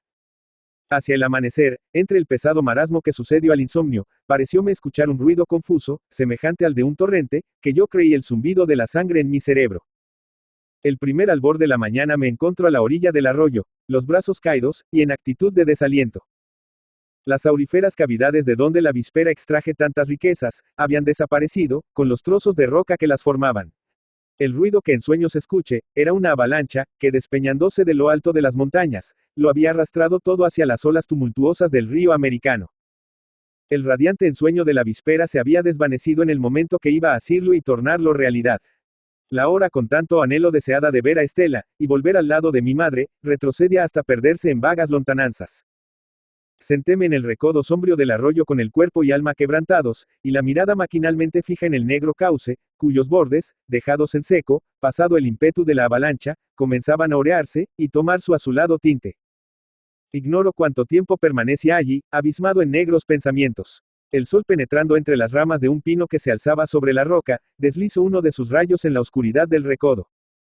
De repente, un pensamiento rápido y fulguroso como un relámpago, cruzó mi mente. Alcéme de un salto, y cogiendo la barreta, di un fuerte golpe en el borde saliente del cauce. La capa de pizarra que lo formaba saltó en trozos, descubriendo un ancho hueco, de cuyo fondo salieron resplandores que me deslumbraron. Producían los enormes cantidades de oro, depositadas allí, aglomeradas sin duda, durante siglos por la acción de alguna corriente subterránea. El fabuloso bolsón buscado en vano por mineros de profesión, habíalo encontrado yo, niño débil o inexperto. Lo tenía delante, y de pie, inmóvil, contemplaba aquella materia preciosa, que el sol hacía irradiar bajo la negra pizarra del cauce, y las alegrías y temores del rico, invadían mi alma. No era oro lo que mis ojos veían en el tesoro maravilloso que tenía a los pies. Era la felicidad de mi madre, la de Estela, el gozo de ser libre para volver a verlas, unirnos en una sola familia, y no separarnos jamás. Pero ¿cómo extraer aquel tesoro? ¿Cómo ocultar su posesión a millares de aventureros que rodeaban en torno a los placeres simulando los hábitos del trabajo, para mejor acechar la ocasión de entregarse a sus rapiñas? Sin embargo, preciso era decidirse, y sobre todo, darse prisa. Con el cuello tendido y la mirada, alerta, descendí el curso del arroyo, y me adelanté hasta el campo. Hallabase silencioso, casi desierto. Los trabajadores festejaban el domingo en las tabernas vecinas o en los bosques, dando caza a las aves y a las fieras. Samuel mismo, encantado de la valiosa cosecha de la víspera, habíase dado asueto, y jugaba al dominó en la fonda de un paisano. Corrí a nuestra habitación, que era una tienda de esteras, donde Samuel y yo dormíamos. Aparto la piel de búfalo que me servía de cama, y abrí en el suelo un hoyo de profundidad suficiente para guardar mi tesoro. Volví a colocar la piel en su lugar, y para disimular la tierra extraída eché sobre ella un montón de ropa. Enseguida, enrollando una blusa de lona guarnecida de fuertes bolsillos, embocéme en un serape mexicano, y volví al recodo del arroyo. 7 veces los anchos y profundos bolsillos de mi blusa, y el paño delantero del serape llenaronse de oro, y otras tantas desapareció en el hoyo oculto bajo la piel de búfalo. Pero el receptáculo era inmenso. Extendíase al parecer bajo todo el lecho del arroyo, en la anchura del recodo, y su profundidad en la margen hacía conjeturar lo que tendría al centro del cauce. Aquello era maravilloso. La deslumbrante realidad dejaba muy atrás las esperanzas del judío. No en una semana, en las 12 horas del lunes que llegaba, Canaán era suyo. Entretanto, el sol se había puesto y rumores lejanos anunciaban la vuelta de los trabajadores. Corrí al campo, deposité en el hoyo el contenido de mi último viaje. arroje lejos la tierra, que ahora reemplazaban masas enormes de oro, y volviéndolo todo a su orden habitual en la tienda, rendido de fatiga, pero el alma cerniéndose en espacios infinitos, tendíme en mi cama y cerré los ojos, menos que para dormir para entregarme a mis pensamientos. Interrumpiólo Samuel, entrando en la tienda muy alegre, en una mano un pastel, y en la otra una botella de champagne. Andresino mío, dijo con acento cariñoso. El suizo del Encenar me ha referido el contratiempo que ha sufrido tu trabajo en la pasada noche. La avalancha te lo ha inutilizado. Pero no importa. Eres inteligente. Buscarás otro, y lo hallaras. Lo principal está ganado. No has dado ayer a tu amigo una verdadera riqueza. 14 arrobas de oro he mandado hoy a Issacar, incluidas a la remesa de la compañía Hover. A esta hora están marchando a San Francisco. Entretanto, hijo mío, gusta este bocadito que soper para ti, y mójalo con un vaso de champagne que también debes sentar después de un día de trabajo. Recorde entonces que me hallaba en ayunas. Las emociones tumultuosas del día habían hecho enmudecer la voz siempre tan exigente del estómago infantil. Comí el pastel sin apetito, pero en cuanto al champagne levanté en alto el vaso, y convidando a Samuel. A la salud de mi madre. A la de Estela. A la dicha que va a darnos la opulencia. Samuel creyó ver en este último brindis, una alusión inquietante, y lo terminó, contestando. Cuando la hayas encontrado. Reí de aquella observación, pensando en la espléndida sorpresa que reservaba yo al judío, y apuré con ansia calenturienta el contenido del vaso. Los humos del champagne paralizaron poco a poco en mi mente la acción febril del pensamiento. Quedéme, al fin, dormido, pero con un sueño pesado como un letargo, y poblado de caprichosas visiones. Bandadas de salteadores, puñal en mano, escalando las paredes de mi cerebro, se arrojaban sobre mí, los unos, mirándome con los siniestros ojos del judío Issacar, los otros haciendo brillar en satánicas sonrisas los dientes agudos del hombre color de cobre. Y con la avidez de la codicia pintada en el semblante, abrían mi pecho para buscar al través de mis entrañas el escondido tesoro. Una mano, posándose en mi hombro, disipó aquella fatigosa pesadilla. Era Samuel, que estaba gritándome.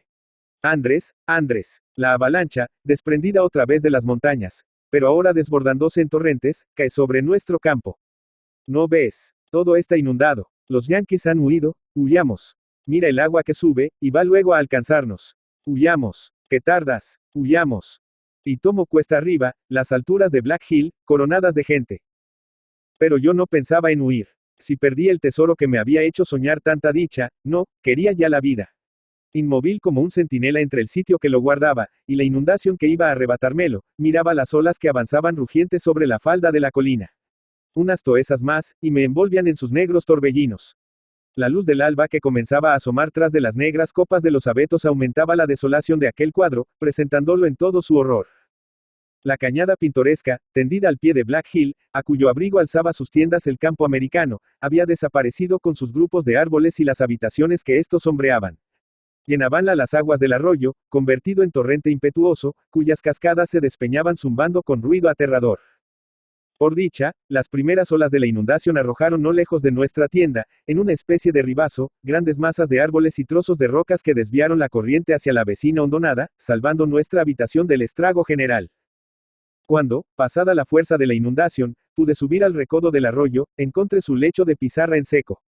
La impetuosa avalancha lo había socavado, abriendo al arroyo un nuevo cauce, por el cual corría ahora como bajo un puente natural. Otro habría caído en tierra, aniquilado ante aquella incalculable pérdida. A mí me hizo muy poca impresión. Era todavía, niño, y mi ambición no podía convertirse en codicia. Pesóme solamente ver defraudado a Samuel en el logro de la enorme riqueza que, sin saberlo, iba a venirle a las manos. 4 días después, el campo de los yanquis se situaba más arriba, y el fondo de la cañada, en toda la extensión, bañada por las aguas de la avalancha, hallábase cubierta de trabajadores que, hundiendo las manos en el lodo de los charcos, recogían el oro en gruesas pepas. Era el contenido del inmenso receptáculo depositado por los siglos bajo el lecho del arroyo. Nadie como yo tenía derecho a esas riquezas en tan pocas horas descubiertas y perdidas. Mas, siguiendo el sistema de aislamiento en el trabajo, llevé mis investigaciones a la hondonada. Allí el agua había dejado un ancho lodazal cuya superficie comenzaba a verdear con una naciente grama, indicando con esto, que nadie se había acercado a aquel paraje. En efecto, a la primera paletada de barro extraje multitud de trozos de oro, ya enclavados en fragmentos de cuarzo, ya sueltos, y como fundidos al crisol. Cuando a la caída de la tarde volví a la tienda, apenas pude subir el repecho de la hondonada, tal era el peso que llevaba conmigo. Cuánto gozo iba a inundar el alma metalizada de Samuel a vista del cuantioso producto de aquella jornada, que era suya. Pero con gran sorpresa mía, no respondió a la señal convenida entre nosotros para anunciarle un hallazgo. Apresuro el paso, entro en la tienda, y lo encuentro caído en tierra, las facciones descompuestas, fijos y extraviados los ojos y el cuerpo torcido en horribles convulsiones. A su lado yacía una carta abierta y estrujada. Levantélo en mis brazos, y logré, aunque con gran dificultad, ponerlo en la cama. Su cuerpo tenía la rigidez del cadáver. Procuré hacerle tragar unas gotas de agua y corrí en busca de un médico francés que por casualidad se hallaba de paso allí. Desde que lo vio, el doctor declaró al enfermo atacado del cólera. Pero, añadió, examinando las mandíbulas, cerradas por una fuerte contracción, el accidente ha sido provocado por emociones de dolor o de cólera. Y, justamente, he aquí una carta que va a ponernos en vía de lo que el sujeto ha sentido antes de ser atacado por el mal que se lo lleva, porque, no se engañe usted, que es, sin duda su hijo, o su dependiente, este es un hombre muerto. Con esta bebida que le dará usted, en 2 porciones, recobrará el habla. Y volviéndose al pobre Samuel, que estaba al parecer sin conocimiento. No es verdad, señor, le dijo, que usted me oye y se halla en el uso de sus sentidos. Un suspiro fatigoso fue la respuesta. Y bien, continuó el doctor con un aplomo de Esculapio, luego tendrá usted de vuelta el uso de la palabra. Aprovechélo, se lo aconsejo. Y se fue muy fresco, después de arrojar aquella terrible receta. Como había dicho el doctor, la acción de la bebida hizo recobrar el habla a Samuel, que volviendo hacia mí sus apagados ojos. El Dios de mis padres se ha apartado de mí, exclamó, porque yo me he apartado de sus caminos, por seguir los de la iniquidad. El semblante de Samuel se descomponía cada vez más, y la huella de la muerte se marcaba profundamente en los contornos de su boca. Sí, continuó con apagada voz, he cambiado al Dios de Abraham por el becerro de oro. Y a este he sacrificado mi juventud, mi vida, y todos los afectos de mi alma. Ahora mismo, que las fuerzas me abandonan, y que el dolor se ha posado en mi cuerpo, la idea de dejar mis tesoros, es el mayor de mis sufrimientos. Pero, ¿qué digo? Ah, infame Isaacar, vuélveme mi oro, mi oro, mi oro. Un horrible calambre contrajo todo su cuerpo y ahogó la voz en su garganta.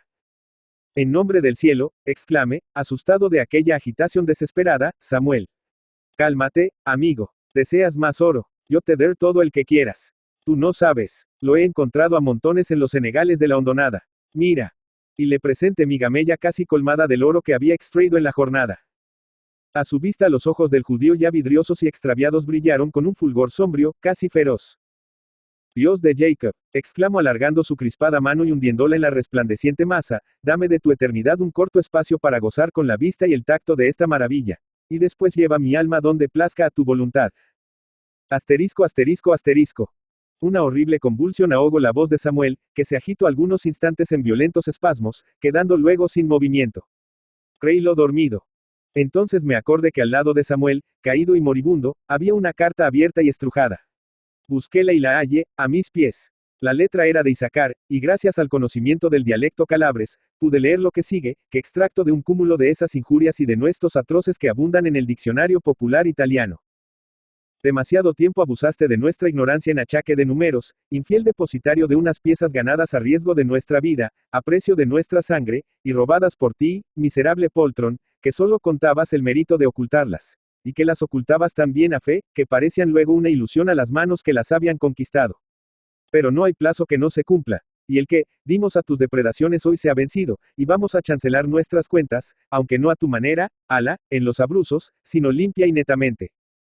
En primer lugar, yo, que he tenido el talento de conducirte a la trampa en que has caído, yo me he apoderado de tu oro, recibido en 10 remesas. Y Beppo, Stefano, Bambino y Testa di Fuoco, caídos como llovidos del cielo, han echado el arpón a Luigi, nuestro bueno y velero Luigi, con el que batirán las aguas del Pacífico dando tantos abullones a los pasajeros incautos, que muy luego llenarán sus herrias. En cuanto a este servidor tuyo, veis a Italia. Comprara un palacio en Nápoles la Bella, y pasara la vida deficiosamente tendido al sol, bajo los floridos naranjos de sus jardines. Un ladrón, miembro de una banda de salteadores. Exclamé volviendo mis ojos hacia Samuel, que estaba inmóvil, y su rostro súbitamente enflaquecido, cubierto de una palidez azulada y lívida. Acerquéme a él y lo toqué. Estaba muerto. Aunque la revelación que acababa de tenerme hacía mirar con horror a ese hombre, era ya un cadáver. Y el prestigio de la muerte, aureola luminosa para la virtud, es para el crimen un velo que atenúa su deformidad. Vivo, Samuel hubiese sido a mis ojos un malvado, y me habría alejado de él con repugnancia. Muerto, olvide que era un infame encubridor de robos, que fue un avaro sin conciencia, que se había conducido villanamente conmigo, defraudándome el precio de mi trabajo en perjuicio de mi madre. Todo esto olvide para recordar sus cariñosas palabras, y el encanto de su voz. Sentí que me habían apegado a él esos lazos invisibles pero fuertes de la costumbre, que tan profundamente arraigan en el alma de los niños, y lloré por él lágrimas de verdadero dolor, y paso la noche velando al lado de su cadáver. A la mañana siguiente, cuando salí a buscar quien me ayudase a sepultar al muerto, encontré un grande vacío en torno a nuestra tienda. El terror al contagio la había aislado completamente. Nadie quiso prestarme su auxilio, y fuerza me fue cumplir solo este deber. Pero, como dice el adagio, no hay mal que por bien no venga. Así, este espanto, fueme tan favorable que me permitió, al abrir la sepultura bajo la tienda misma, extraer mi tesoro y alejarme sin excitar sospecha alguna. Valíme para ello del carro en que habíamos traído de Sacramento nuestros útiles de trabajo. Era una especie de caja, colocada sobre dos ruedas altas a propósito para atravesar las cenagosas llanuras. Compré a un alemán, que acababa de llegar, el caballo en que vino, que era una bestia fuerte y en buenas carnes. Coloqué mi oro entre el fondo del carro, y una tabla del mismo grandor. Eché encima mis ropas y algunas provisiones, y me puse en camino después de haber, a pesar del mosaísmo de Samuel, colocado una cruz sobre su tumba. Poco después, por una calurosa tarde de junio, entraba yo con mi carro, hecho un cuento de harapos, pero sentado sobre un tesoro, en las populosas calles de Sacramento. Mi facha hacía reír a los impertinentes, y las muchachas me mostraban con el dedo. Cuantos de ellos y ellas, si hubieran adivinado mi secreto, se habrían inclinado ante mí. Estación de tránsito a las minas y teniendo en sus contornos mismos, ricos veneros, la ciudad de Sacramento hallábase ocupada por millares de huéspedes, que llenaban sus hoteles, y sus casas, albergándose hasta bajo los árboles de sus arrabales. Dicho esto, inútil es añadir que un muchacho andrajoso como yo había de tener que resignarse a este último partido. Tanto más cuanto que no pudiendo confiar a nadie la existencia de mi tesoro, érame imposible apartarme de aquel carro que lo guardaba. Pase pues de largo y atravesé la ciudad sin pensar siquiera en pedir hospedaje, deteniéndome solo para comprar algunas provisiones en la tienda de un mercader de comestibles que estaba leyendo un periódico a dos vecinos, y hacía grandes exclamaciones sobre algún suceso trágico allí referido. Perderse un tan hermoso buque, exclamaba, era, sin duda, el mejor de la antigua compañía. Y pensar que tantas desgracias las ocasionó solo el descuido de un fogonero. Descuido. Llámele usted mala intención y lo habrá acertado, oiga usted, sino este párrafo. Por más investigaciones que se han hecho, imposible ha sido encontrar al fogonero que ocasionó este horrible incidente que ha costado la vida a más de 20 personas. Su desaparición hace sospechar en él una intención criminal. Al escuchar aquella lectura, mi corazón se estremeció, un horrible pensamiento cruzó mi mente. En nombre del cielo, dije al mercader, dignese usted a sacarme de una cruel ansiedad. En ese trágico incidente se trata del Nuevo Mundo. El mercader, todavía un yanqui, miróme de pies a cabeza. Y por no derogar, hablando a un desconocido, y ainda más, a un desconocido tan indigente, mostróme la puerta, entregándome mis compras y guardándose el dinero. Fuerza me fue alejarme, aunque llevaba el alma agobiada por un lúgubre presentimiento. Sin embargo, cuando dejadas atrás las últimas calles de la ciudad, me encontré en aquella bellísima campiña cubierta de flores y sombreada por grupos de árboles, las nubes que oscurecían mi espíritu se disiparon. Nada vi en el aviso de aquel periódico, ni en las palabras del mercader que pudiera inducirme a pensar que el Nuevo Mundo, ese buque donde Estela y su hermano se hallaban, fuera la víctima de aquel desastre. Reflexionando así, tranquilicéme gradualmente, y la calma de aquella hermosa naturaleza se apoderó de mi alma, que se abrió de nuevo a la esperanza. Entretanto, la noche había venido, el cielo se poblaba de estrellas, y la brisa cargada de perfumes, hacía de la pradera una inmensa cazoleta. A media hora de la ciudad y a corta distancia del río, una caravana había hecho alto al abrigo de un grupo de sicomoros. Era una colonia de alemanes que llevaban sus hogares a las cañadas vecinas del Sacramento. Fuime a ellos y les pedí me permitieran pasar la noche en su compañía. Acogiéronme con bondad y me hicieron lugar al lado del fuego, necesario en aquellas latitudes por la frialdad de las noches. Una vez establecido mi hospedaje, los alemanes se dieron a una grave charla, abandonándome a mis pensamientos. Pensamientos color de rosa, que poblaban de rientes imágenes las lontananzas del porvenir, que acortaban distancias del tiempo y del espacio, y traían al presente la dicha que para lo venidero forjaba el corazón. La luz de la fogata, reflejándose en las móviles ramas de los sicomoros, daba a aquella fantasmagoria una prestigiosa decoración. En un momento que la azulada llama, impelida por la brisa, esparcia en torno una claridad más viva, divise una forma blanca, que saliendo de entre los matorrales del lado del río, avanzó vacilante, indecisa, hasta la zona luminosa proyectada por el fuego. A su vista, pase la mano por mi frente y me restregue los ojos, creyendo que soñaba. Pero convencido en fin de que estaba despierto, lance un grito y corre hacia aquella aparición. Era Estela. Estela, no fresca, risueña y elegante, sino triste, sombría, espantada y los vestidos desgarrados. Desconocióme de pronto y quiso huir, pero al escuchar mi voz se arrojó en mis brazos. Quiso hablar, pero le faltaron las fuerzas y se desmayó. Las mujeres de la colonia se apiadaron de ella, llevaronla a su tienda y le dieron toda suerte de auxilio. Ocupado estaba yo con ellas en hacerla volver en sí, cuando de súbito oímos un gran ruido en el campo. Invadiólo una turba de jinetes armados, que, sin desmontar, se arremolinaron silenciosos en torno a nuestros bagajes, escudriñándolo todo con la vista, cual si buscaran a alguien. Uno de ellos, inclinado sobre el flanco de su caballo, levantó el paño de la tienda donde las mujeres rodeaban a Estela, ocultando de este modo su cuerpo, que yacía tendido en tierra. La luz de una lámpara que nos alumbraba dio en el rostro del extraño visitante, haciendo brillar unos ojos fosforicos y unos dientes agudos y apartados. Era el hombre color de cobre. Envolvíase en la manta rayada de blanco y negro de los llevaba la cabeza desnuda y sus cabellos abundosos y lacios, contenidos sobre las sienes por una banda roja.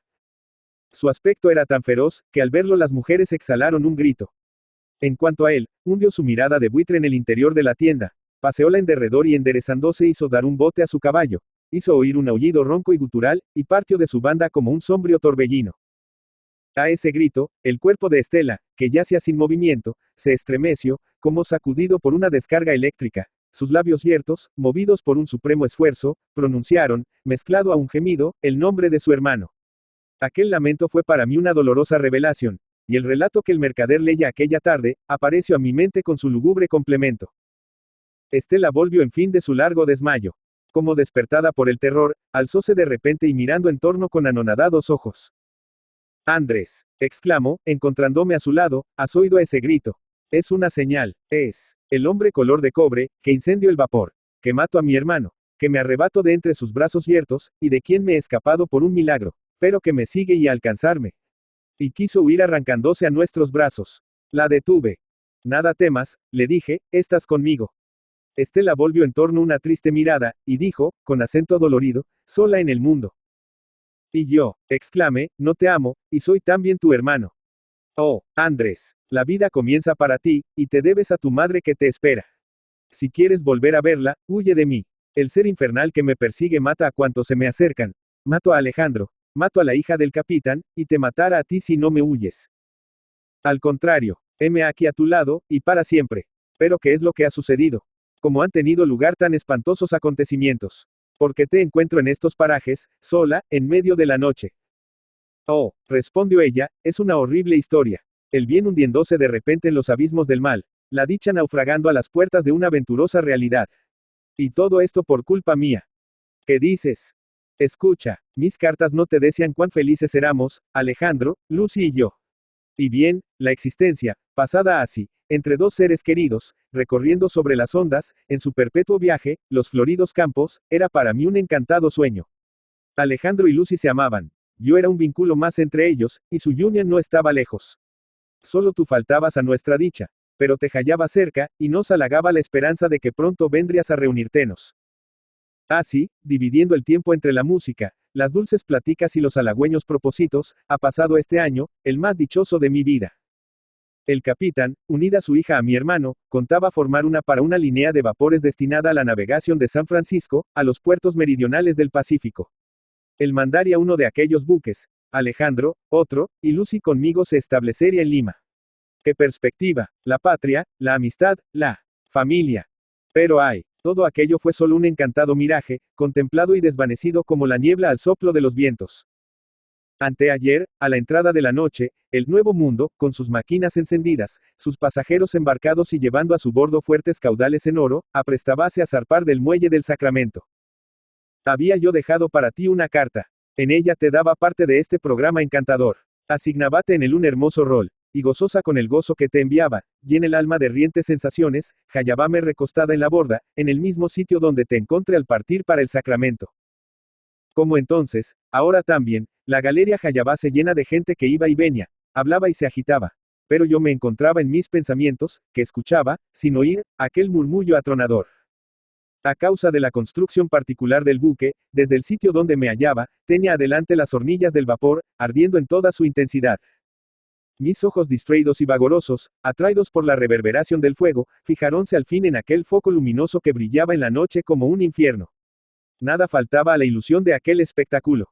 Dos hombres cuyas facciones desaparecían bajo una espesa capa de carbón, atizaban aquel fuego, y sus rostros enrojecidos por la llama, tenían una apariencia terrífica. Uno de ellos, sobre todo, de estatura colosal, tenía unos cabellos tupidos y lacios, que el fuego erizaba, y que hacían adivinar un semblante diabólico.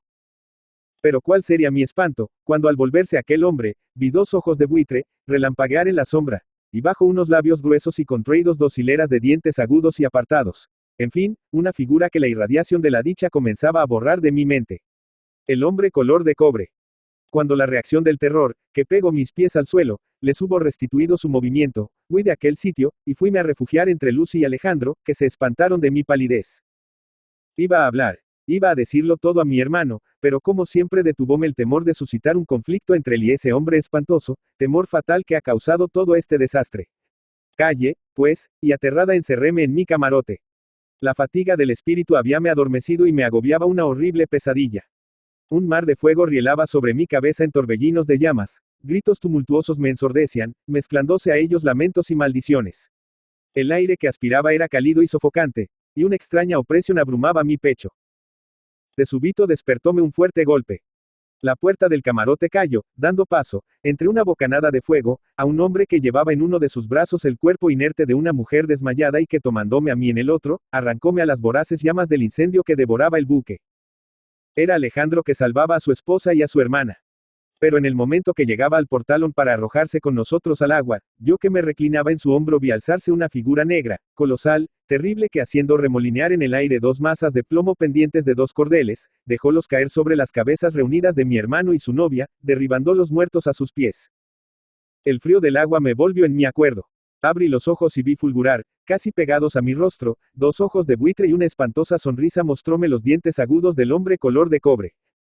Me llevaba en sus brazos y nadaba a la orilla donde enviaba una señal, con un grito ronco y siniestro. El terror me dio fuerzas. Hice un movimiento brusco, escapéme de entre sus manos y me dejé caer al fondo del agua. Cuando mis pies tocaron la arena limosa del fondo, continuó Estela, dejéme arrastrar corriente abajo por el ímpetu de la onda, hasta que exhausta de aliento, hube de ir a buscarlo a la superficie del agua. Encontréme en medio del río, envuelta en profunda oscuridad, escuchando por todos lados gritos de angustia, gemidos de agonía. La memoria me había abandonado.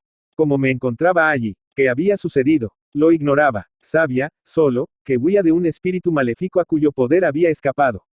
¿Cómo? Ignorábalo igualmente. Mas, poseída de terror, apenas osaba asomar la cabeza fuera del agua lo bastante para aspirar un poco de aire, y nadaba, cortando la corriente con la fuerza que me prestaba el miedo. Cuando en días más felices, triscando con mis compañeras en la deliciosa ensenada de Chorrillos, aprendí a de Ceferino el arte de la natación, quien me dijera que había de servirme para salvar la vida y la honra. Alcance por fin, la orilla, escarpada en aquel paraje y cubierta de zarzas, que hundían en el agua sus espinosas ramas. Fatigada, exanime, falta de aliento, asílas con ansiosa mano, pero las solté al punto y retrocedí espantada. Enredábase en ellas una larga cabellera, que sostenía flotante el cuerpo de una mujer ya cadáver. Era Lucy.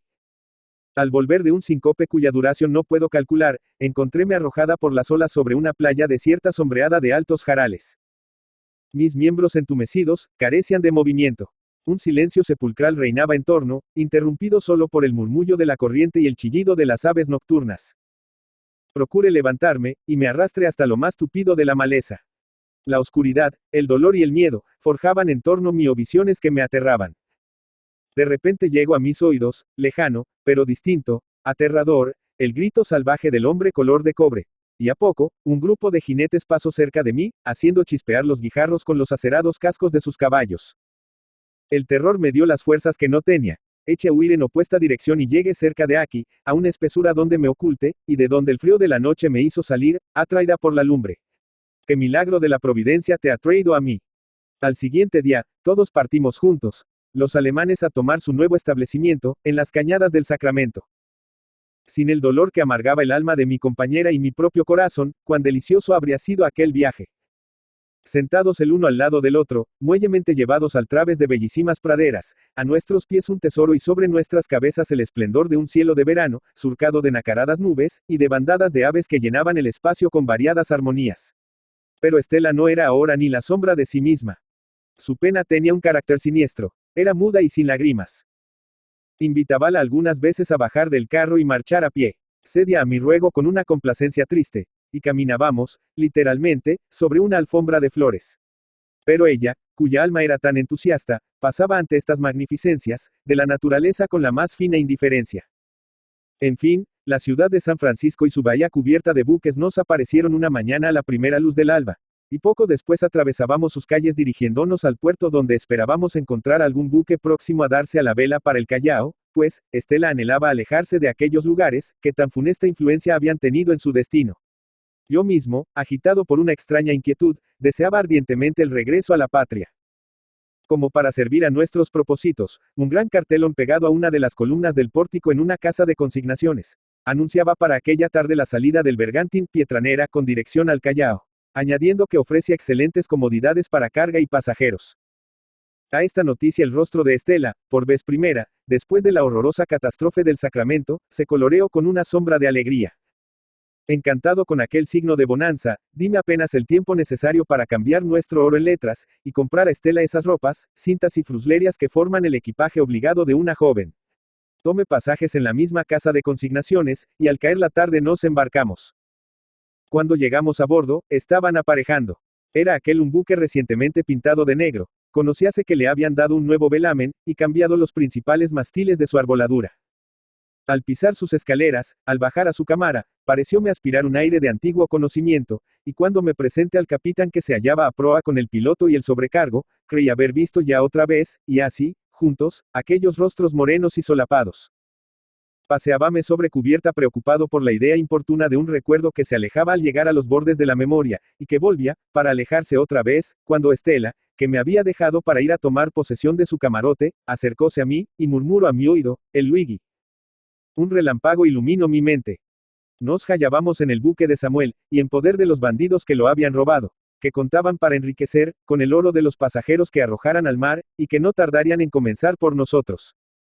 Por más que me pesara alarmar a Estela, tuve que instruirla de nuestra desesperada situación. Pero con gran asombro mío, su semblante abatido por el dolor, serenóse de repente revistiéndose de admirable tranquilidad. Señor, dijo al capitán, sonriendo con pueril indiferencia, estoy consultando a mi hermano si me será permitido pedir a usted un favor.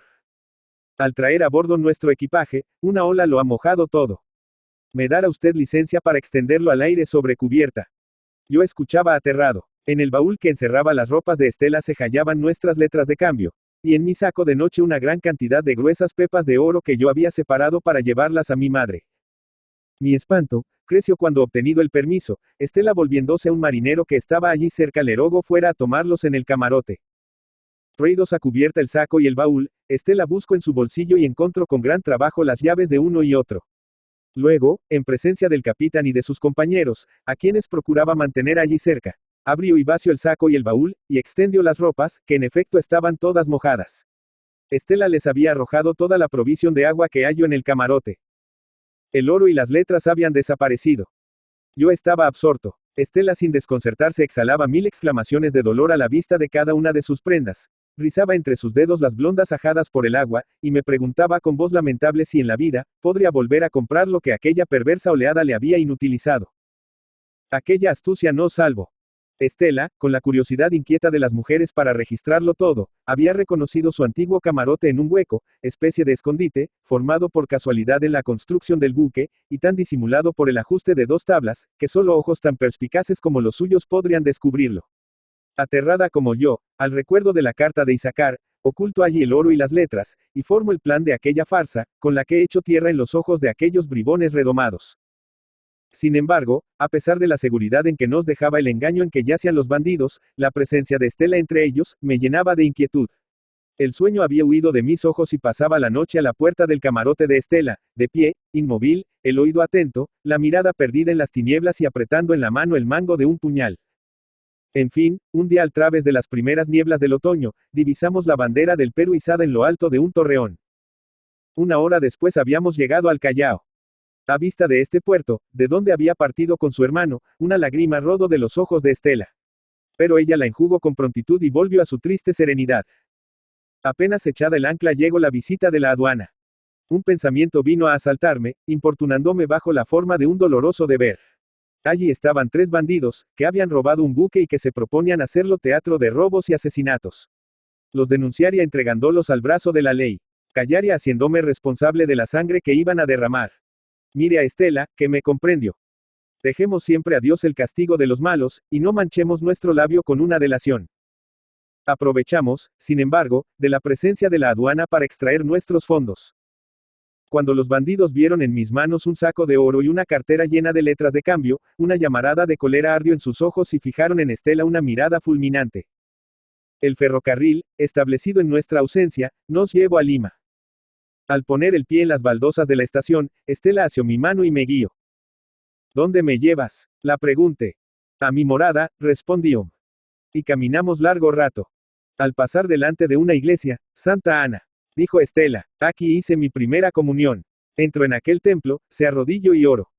Alzóse luego, y observe que me miraba furtivamente con ojos llenos de lágrimas. Una cuadra más arriba, vi, en el ángulo de la calle, una gran piedra agujereada de parte a parte sin duda por la acción del agua. La piedra horadada, exclamó Estela. Cuando yo era niña, en nuestros bailes del domingo, danzábamos al son de graciosos cantos, en los que estos sitios eran nombrados entre armoniosas cadencias.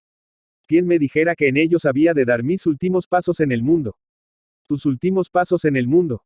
¿Qué dices? Espera, dijo mi compañera, entrando conmigo en la portería del monasterio del Carmen, y llamando al postigo. La puerta se abrió. Estela, gritó una monja anciana que a la sazón atravesaba el claustro, y que corrió a la puerta. Sí, madre abadesa, Estela, que pasó los primeros días de su vida a la sombra de estos muros, y vuelve a ellos para siempre. Dadme el velo de novicia. Estela se volvió a mí, me abrazó y desapareció tras de aquella puerta, antes que yo hubiese podido volver en mí del estupor en que me dejó aquella repentina separación. Un rayo que hubiese caído sobre mi cabeza, una puñalada en la mitad del corazón, no me hubieran hecho tanto daño. Arrojéme contra aquella puerta, en la esperanza de derribarla. Lloré, grité, llame a Estela con todos los gemidos de la desesperación, y pasé la noche tendido en tierra ante aquella puerta cerrada y muda como un sepulcro.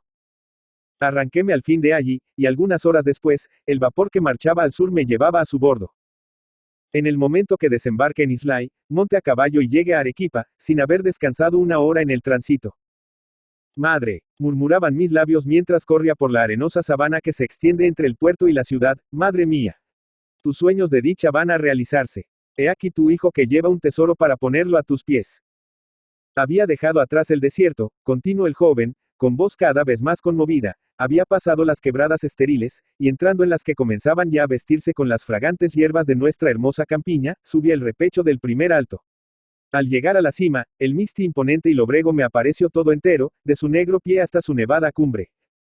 La vista del monte sagrado, esa vista que estremece de alegría a todo arequipeño, hizóme estremecer de extraño terror, y mis ojos, anhelantes, lo interrogaban, y el alma contristada creía ver en sus sombras siniestros augurios.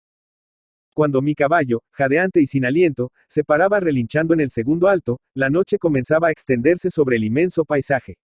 Sin embargo, los rayos de la luna me mostraban, aunque confusos, todos sus detalles, y Ala, en su lejano fondo, reflejábase en una larga hilera de blancas cúpulas. Arequipa. Atravesé rápido como una exhalación el valle de Congata y los callejones de Tiabaya, asustando a las gentes que se encontraban a mi paso, y se apartaban temerosas, creyéndome un alma en pena. Mi caballo calla de cansancio, pero yo lo alzaba con la voz y con la espuela, y corría adelante. De repente, a la vuelta de un recodo, la blanca ciudad me apareció otra vez, pero esta, del todo cercana, bella sus luces, oya sus rumores. Asuso mi caballo, que se precipita dando saltos desesperados. Toco los arrabales. Atravieso el puente. Subo la margen del río, llego. La casita yace allí, oscura y silenciosa. Y las higueras tendían sobre ella su negra sombra. La puerta estaba cerrada. Duerme, dije, y arrojándome del caballo, llamé con los golpes que solía en otro tiempo anunciarme a mi madre. La puerta permaneció cerrada, y el eco solo, me respondió de adentro, sonoro y vacío. Madre, madre, grité, pegando el rostro contra aquella puerta muda. Una mujer salió a mis voces, de una casa vecina y vino a mí. Ayer la llevamos al cementerio, me dijo. Las penas y el trabajo han dado fin a su existencia. He aquí la llave de su casa, que ella me encargó recogiese para entregarla a su hijo. Viéndome inmóvil y mudo, caído sobre el umbral, aquella mujer se compadeció de mí, y quiso llevarme a su casa. Pero no pudiendo obtener que la siguiese, dejóme solo y se retiró. Ignoro cuánto tiempo quedé allí, caído en tierra y la frente apoyada en la piedra del umbral. La brisa helada de la noche me hizo volver del profundo anonadamiento en que yacía. Alcéme del suelo con los miembros entumecidos y el cuerpo como aniquilado por una larga enfermedad. Busqué la llave sin poder encontrarla, hasta que la sentí apretada entre mis dedos. Abrí la puerta y entré en aquella casa, donde corrieron tan dichosos los días de mi infancia, bajo el ala del ángel que había volado al cielo, después de haberme llorado y esperado en vano. Encendí luz, y tendí en torno una dolorosa mirada. Todo estaba como antes en aquella morada solitaria, y la presencia de mi madre se hacía sentir en todas partes. Aquí estaba su telar, allí su taburete y su labor. Más a mi cama, hecha, y pronta a recibirme, frente a la suya, revuelta, y mostrando en su desorden el paso de la muerte. En la cabecera de esa cama, al pie de un crucifijo, y sobre una hoja de palma bendita, encontré esta joya, que contenía todo el oro que yo le envié de California, y que la pobre madre, disfrazando bajo aquella graciosa forma su tierna abnegación, guardaba siempre para mí. Sentéme al lado de aquel lecho vacío, apoyé la cabeza en las manos y me hundí en un abismo de dolor. No era ya el niño que 4 días antes lloraba a su compañera en la puerta del monasterio, llamándole con gritos y sollozos.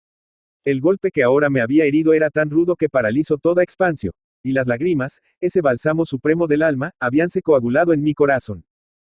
La luz del siguiente día me encontró en la misma actitud, el labio mudo y los ojos secos, pero mis cabellos sedosos y húmedos, aún, con la savia de la infancia, estaban sembrados de canas. Y el joven pasó su mano sobre su negra cabellera, entre cuyos bucles brillaban algunas hebras blancas.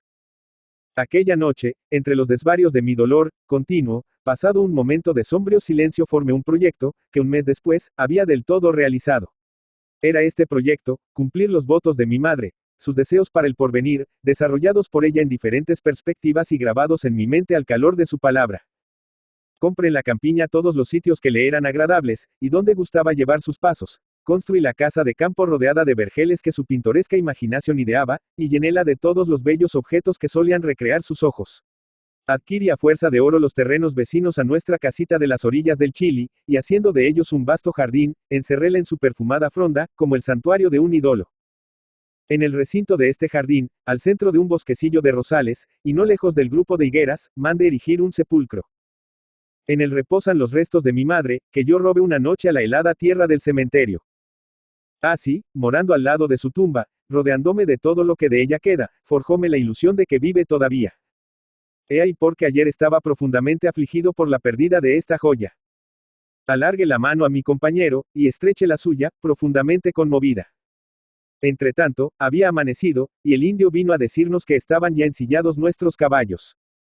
Dejamos la capilla subterránea y partiendo juntos, seguimos el mismo camino quebrado y rocalloso, que se extiende en rápido descenso desde las alturas de Tacora, hasta el llano de Paquia. Al llegar a la portada, el joven, arequipeño se despidió para entrar al ingenio que se hallaba en una hondonada a la derecha del camino. Los 2 mineros de Corocoro, el barítono y yo seguimos nuestro camino, y marchábamos silenciosos. La historia de la noche nos había impresionado a todos. ¿En qué piensa usted, señora?, díjome uno de los mineros, presentándome un vaso de cerveza, en el hombre color de cobre. Oh, sí, sus ojos de buitre y sus agudos dientes están bailando en mi mente. Ser infernal, ¿seguirá todavía la carrera de sus crímenes o habrá ya recibido el merecido castigo? ¿Quién puede decírnoslo? Yo, respondió el barítono, dejándonos mudos de sorpresa. Pasada la sorpresa producida por aquella palabra, el barítono fue asaltado por un coro de reconvenciones. Como lo sabía usted, y callaba. Porque dejó usted ir al narrador, sin ponerle el punto final. Sin darle a saber en qué paró aquel malvado que tan buenos ratos le hago. Guardéme bien de incurrir en tal indiscreción. Lo que tengo que decir habría contristado más a ese joven, ya tan conmovido por su propio relato.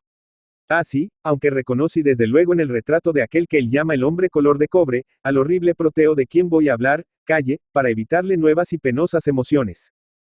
Era en 1853. Hallábame en San Francisco, haciendo parte de la compañía lírica que Catalina Hayes llevó a California. Era una noche de carnaval y cantábamos, Imas Nadieri, en el teatro principal de la ciudad. Desde un ángulo oscuro, donde, pegado a un bastidor, aguardaba mi salida, contemplaba yo la inmensa concurrencia que llenaba los ámbitos de la sala, y en aquel momento, escuchando a Catalina, prorrumpía en frenéticos aplausos. Entregado me hallaba al estudio en detalle de ese conjunto heterogéneo de semblantes, actitudes y expresión, que constituye el público, potencia temible, a cuyo aspecto el artista interroga con terror, cuando vino a desviar mi ocupación, una escena muda que se representaba en la sala. Desde que el telón se levantó, había llamado mi atención la extraña figura de un hombre, sentado al centro de la platea. Sobre un busto que anunciaba una estatura colosal, alzábase con salvaje arrogancia una cabeza que habría hecho huir de espanto al doctor Gall, de tal modo estaban en ella aglomeradas, en pasmoso desarrollo las más siniestras protuberancias. Una masa enorme de cabellos largos, erizados y lacios, coronaba esta cabeza y añadía sombras al rostro de un color oscuro y sangriento donde relampagueaban con rabiosa fiereza unos ojos profundamente negros. Para completar este horrible conjunto, un labio naturalmente contraído, mostraba dos hileras de dientes blancos, apartados y agudos. Tanto me impresionó la vista de ese hombre que no encontré extraño hubiera producido el mismo efecto en varios individuos, que, diseminados en diferentes puntos de la sala, se le iban insensiblemente acercando, por medio de un cambio de asiento, y habían acabado por formar un círculo en torno suyo. Situado en mi escondite, al fondo del escenario, abrazaba yo con una ojeada todos estos detalles. A la derecha, un poco distante del círculo, tirado alrededor del hombre cobrizo, un anciano, al parecer oficial de marina, mirábale también fijamente, pero aquella mirada estaba impregnada de un rencor doloroso, visible en todos sus movimientos. Mi entrada en escena precede el fin del acto. Cante con una distracción que falseo todos los finales. Pero por más que me esforzaba para atender a la orquesta, mis ojos y mi pensamiento no se apartaban del drama que se representaba en la platea, y que comenzaba a tomar proporciones inquietantes. Porque, al fin comprendí que los curiosos del círculo, eran empleados de policía disfrazados. Al frente, mudo y amenazador, como un navío de guerra preparado al abordaje, el viejo observaba, con la mano escondida en las solapas de su casaca. Todavía no había caído el telón, cuando a un movimiento del hombre cobrizo para dejar su asiento, 12 agentes de policía se aliaron para arrojarse sobre él. Nadie toque a ese hombre, gritó de repente el viejo marino, es mío, me debe su sangre. Y saltando, veloz como el pensamiento, asiólo por sus largos cabellos y le atravesó el cráneo con una bala de su revólver. Al siguiente día, haciendo frente al pórtico de la cárcel, alzábase una horca, en la que estaba colgado el cadáver de un hombre sentenciado a aquel suplicio, y sustraído a él por una venganza. Delante de aquel horrible espectáculo arremolinabanse tumultuosos, grupos incesantemente renovados, en los que se referían del sentenciado historias espantosas. Falkland, exclamaba uno, sí, no me engaño. Este es el filibustero incendiario de Centroamérica, el que gustaba de quemar a las familias, encerradas en sus casas. Ojo de Azor, el cazador que arrojamos de las praderas, por connivencia con los salvajes. Sí, es él, tenía unos ojos que hacían parar a los gamos en la mitad de la carrera. Tobaoa, al fin caíste malvado indio navajo, que has robado más niñas a nuestros pueblos que días cuentas en tu perversa vida. Desollador de cabezas, lástima que han roto la tuya. Comprara yo tu cabellera para consolar al pobre sonorense de la larga cicatriz con que le hiciste perder su bellísima novia.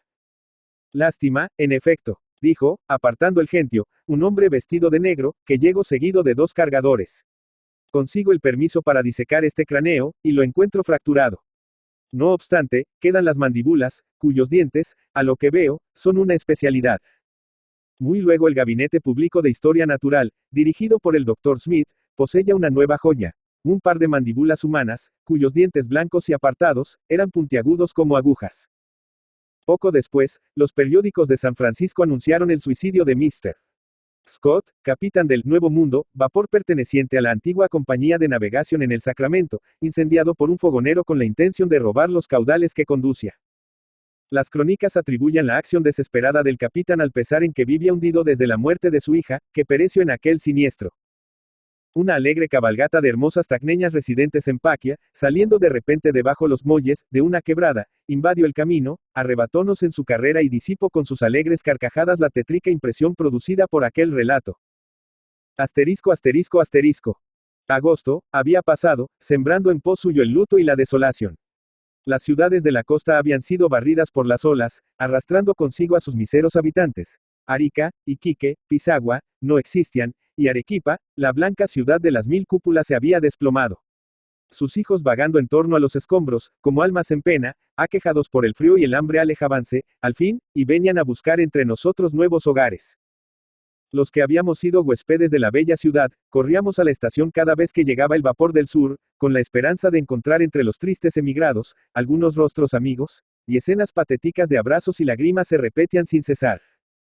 Un día, entre los pasajeros que desembarcaban del tren, vi un hombre cuyas facciones me pareció reconocer, sin poder no obstante recordar su nombre. Un tropel de gente lo ocultó a mi vista, y aquel recuerdo se borró. Algunos días después, hallábame en el templo de las Carmelitas, asistiendo a la misa solemne de una fiesta. El altar estaba cubierto de luces y flores, ardía el incienso, y el órgano hacía oír sus acordes majestuosos. En el rincón oscuro de la cancela donde me había colocado, noté de repente, que no estaba sola. Cerca de mí, sentado al extremo de un escaño, y la frente apoyada en la mano, hallábase un joven hundido en profunda meditación. En cualquier otro lugar, no habría podido reconocer aquel rostro invadido por una barba abundante y negra. Pero el sitio, y la emoción impresa en sus facciones, trajeron a mi memoria el viajero de la capilla de Uchusuma. Al nombre de Estela, que pronuncia en voz baja, el joven volvió la cabeza, reconocióme y estrechó mi mano. En nombre del cielo, le dije, apresúrese usted a decirme qué suerte ha cabido en el horroroso cataclismo, a la casita sagrada de las orillas del Chili. El ángel que hizo ala su morada, extiende todavía sobre ella su ala protectora, respondió con acento fervoroso el joven arequipeño. Las bóvedas soberbias de los palacios se han hundido, ella conserva ileso su humilde techo, que hoy abriga a muchos infelices. ¿Y no ha pensado usted, al fin, en llevar a ella una esposa? No, respondió. En mi afecto fraternal por Estela debió existir el germen de una pasión, que interpone siempre su imagen entre mi corazón y el amor, llenándolo del sacro pavor que inspira el santuario. ¿La ha visto usted? No he podido lograr esta dicha. Está en retiro, y su reclusión durará más tiempo del que puedo disponer yo, que he venido a comprar ropas y víveres para mis desventurados hermanos. Mas ya que no me sea dado verla voy a oír su voz. En ese momento las campanillas y las nubes de incienso anunciaron que iba a levantarse el velo del tabernáculo. El pueblo adoró de rodillas. Y en medio del silencio producido por la mental plegaria, elevóse de repente, intensa, dulcísima, una voz maravillosa, entonado un himno al Eterno. Volvíme hacia el joven, pero no tuve necesidad de preguntarle, la expresión de su semblante me decía que estaba oyendo a Estela. Dejélo postrado en tierra, sumergido en un éxtasis, en el que tendría una bella parte aquella dulce y dolorosa odisea comenzada en el Pacífico, continuada en las praderas del Sacramento, y acabada a la puerta del monasterio. Juana Manuela Gorriti. Juana Manuela Gorriti Subiria, Rosario de la Frontera, 15 de junio de 1818, Buenos Aires, 6 de noviembre de 1892, fue una escritora argentina, aunque también se ha hecho célebre por las peripecias de su vida. La revista de Lima publicó por entregas en 1845 la novela juvenil La Quena, cuyo argumento es una historia de amor entre una princesa de los incas y un español, que Juana Manuela pudo haber escrito cuando tenía 18 años, siendo la primera de una serie de publicaciones de variadas temáticas que escribiría y publicaría en forma sucesiva. Juana Manuela Gorriti, primera novelista argentina. En 1848 publicó el relato La Quena, obra que marcó el inicio de la novela en Argentina. A esta publicación le siguieron una extensa serie de títulos como Sueños y Realidades en 1865, Don Dionisio Poc y El Pozo del Yochi en 1869, Panoramas de la Vida en 1876, 2 años después Misceláneas, en 1892 escribió 3 libros, La Tierra Natal, Perfiles y Veladas Literarias de Lima. Gorriti va perfeccionando su escritura a medida que va desarrollando su vida, centrándose en la región andina de Argentina, Bolivia y Perú. En sus textos se puede analizar cómo se construye un espacio femenino dentro de la cultura de cada país además de otros aspectos culturales. Cuando escribió Sueños y Realidades debió hacerlo 3 veces porque el manuscrito original se perdió en el viaje hacia Buenos Aires. Es considerada una autora argentina a pesar de haber vivido mucho tiempo en el extranjero.